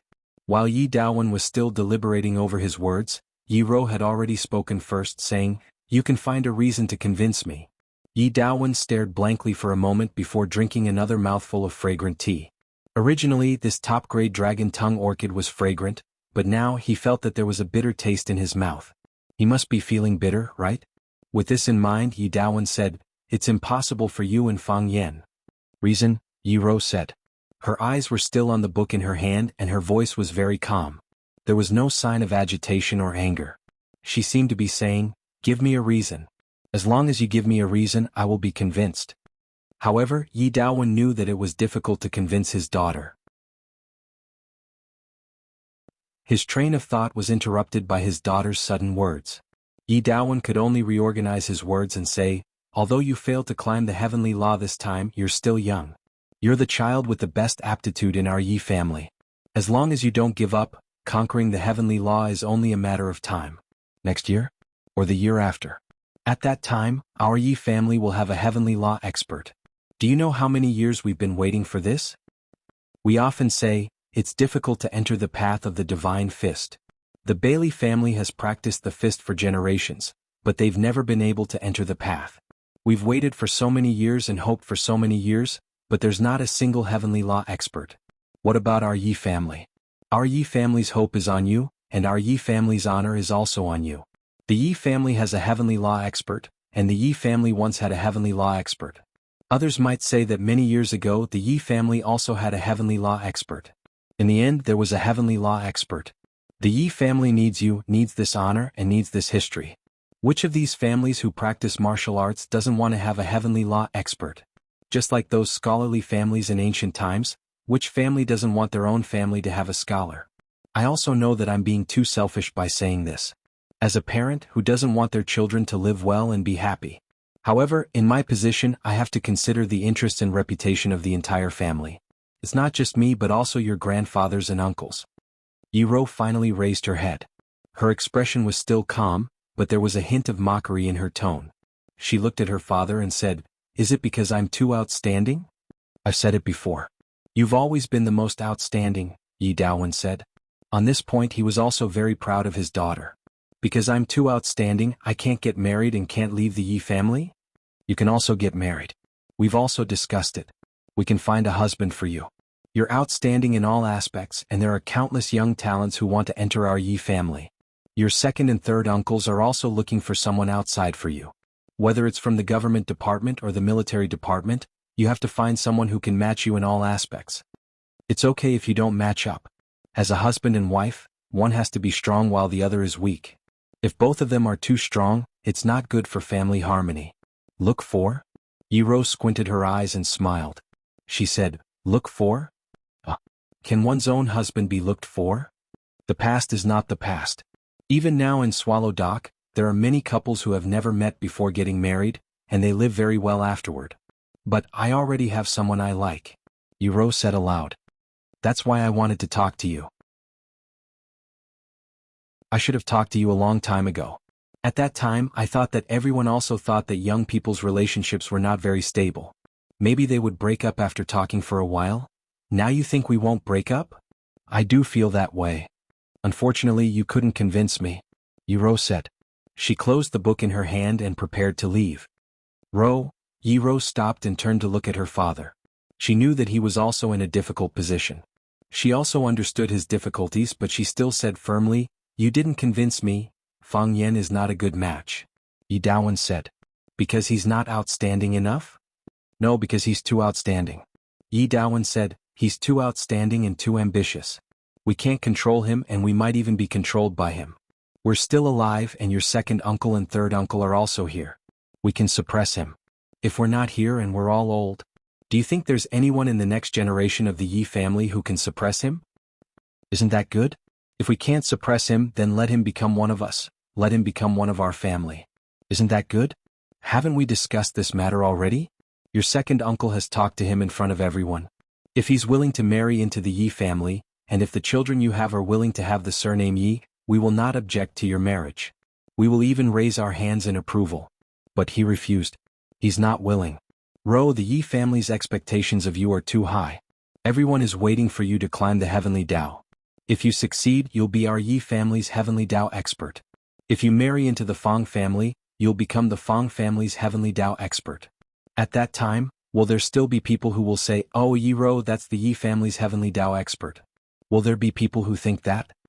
But I failed, but one day you'll succeed. What if I can't succeed in my entire life? Yi Daowen used his palm to rub the rim of the teacup.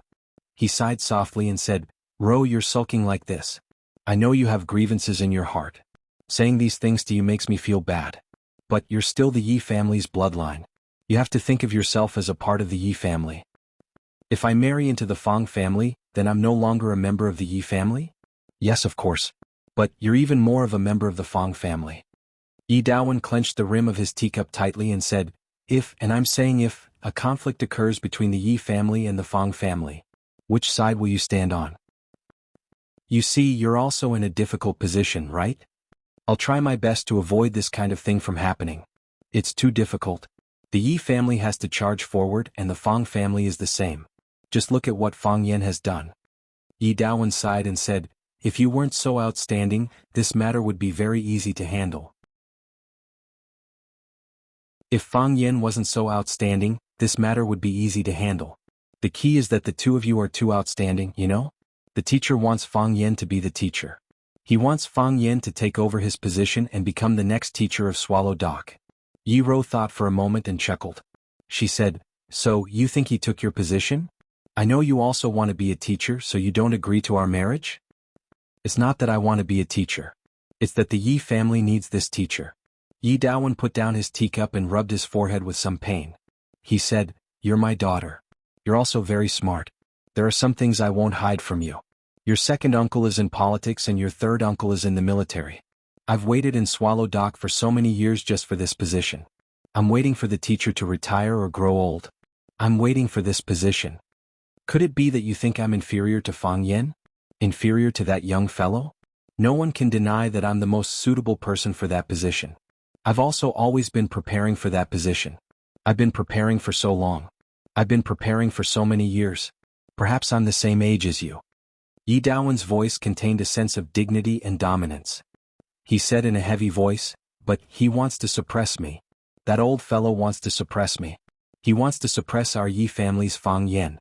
Fang Yan has become his accomplice."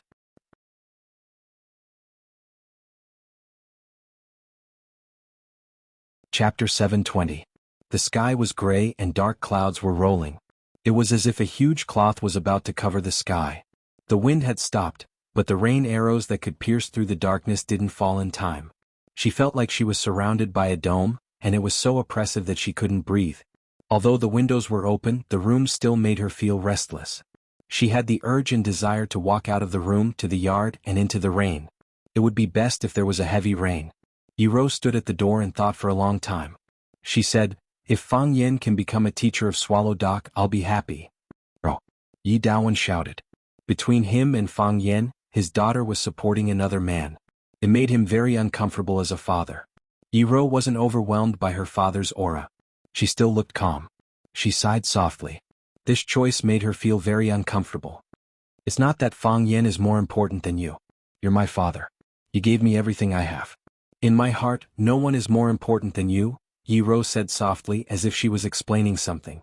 "But Fang Yan is indeed more suitable than you. He's capable, intelligent, and selfless. Or rather, he doesn't have too much selfishness. He wants Swallow Dock to be Swallow Dock. He respects it and doesn't want to use it to achieve his own achievements and ambitions. That's because he hasn't reached that position yet. When he becomes a teacher of Swallow Dock, when he has enough power, his ambition will be greater than anyone else's. He won't be able to suppress it. Anyone in that position would have done the same thing. What about a teacher? A teacher is still a teacher. A former teacher is still a teacher. What makes you think I can't be a teacher?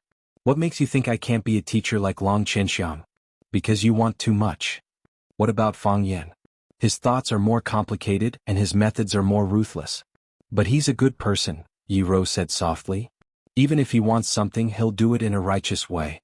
He won't hurt those innocent people. It's just a one-sided story.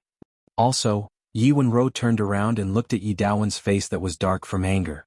She said, "You said that you waited for many years, you said that you stayed in Swallow Dock for the position of teacher. What if Bai Xiu was still alive? If Bai Xiu was still alive, how would you treat him?" "Impudent," Yi Daowen shouted in a stern voice. "There are many smart people in this world," Yi Rou said fearlessly. Her voice was still soft, as if she was worried that someone outside would hear her. "You're not the smartest person and neither am I." Yi Rou sighed again, opened the door and walked out. Boom. A loud clap of thunder came from the distant horizon. Lightning streaked across the sky, lighting up Yi Wen's beautiful face. Her expression was calm, but her eyes were turbulent.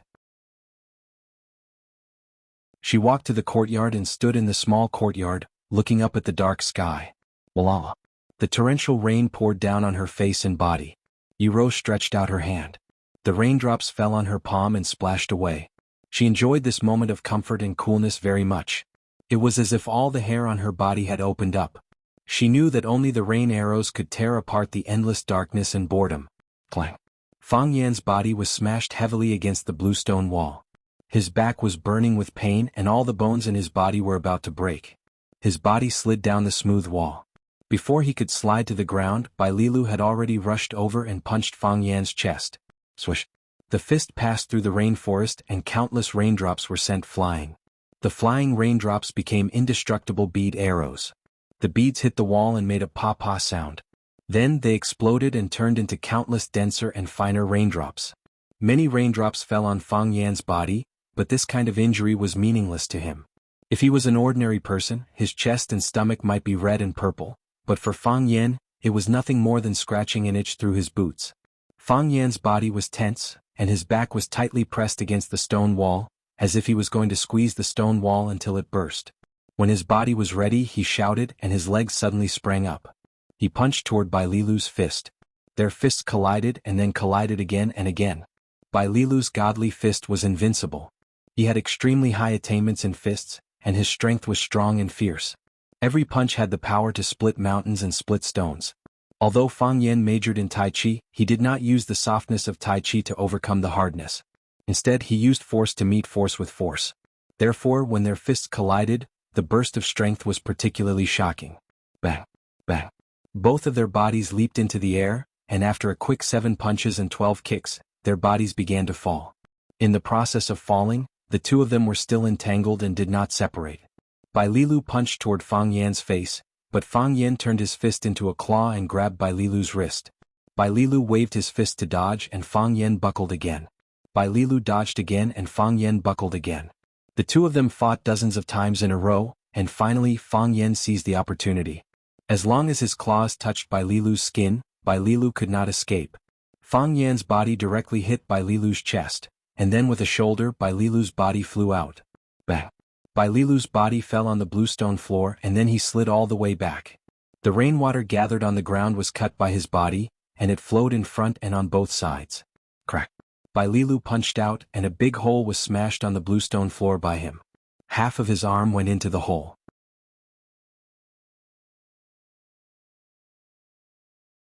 With his arm as the center, he turned his body 360 degrees in 2 circles, and only then did he completely remove Fang Yan's rhinoceros hip.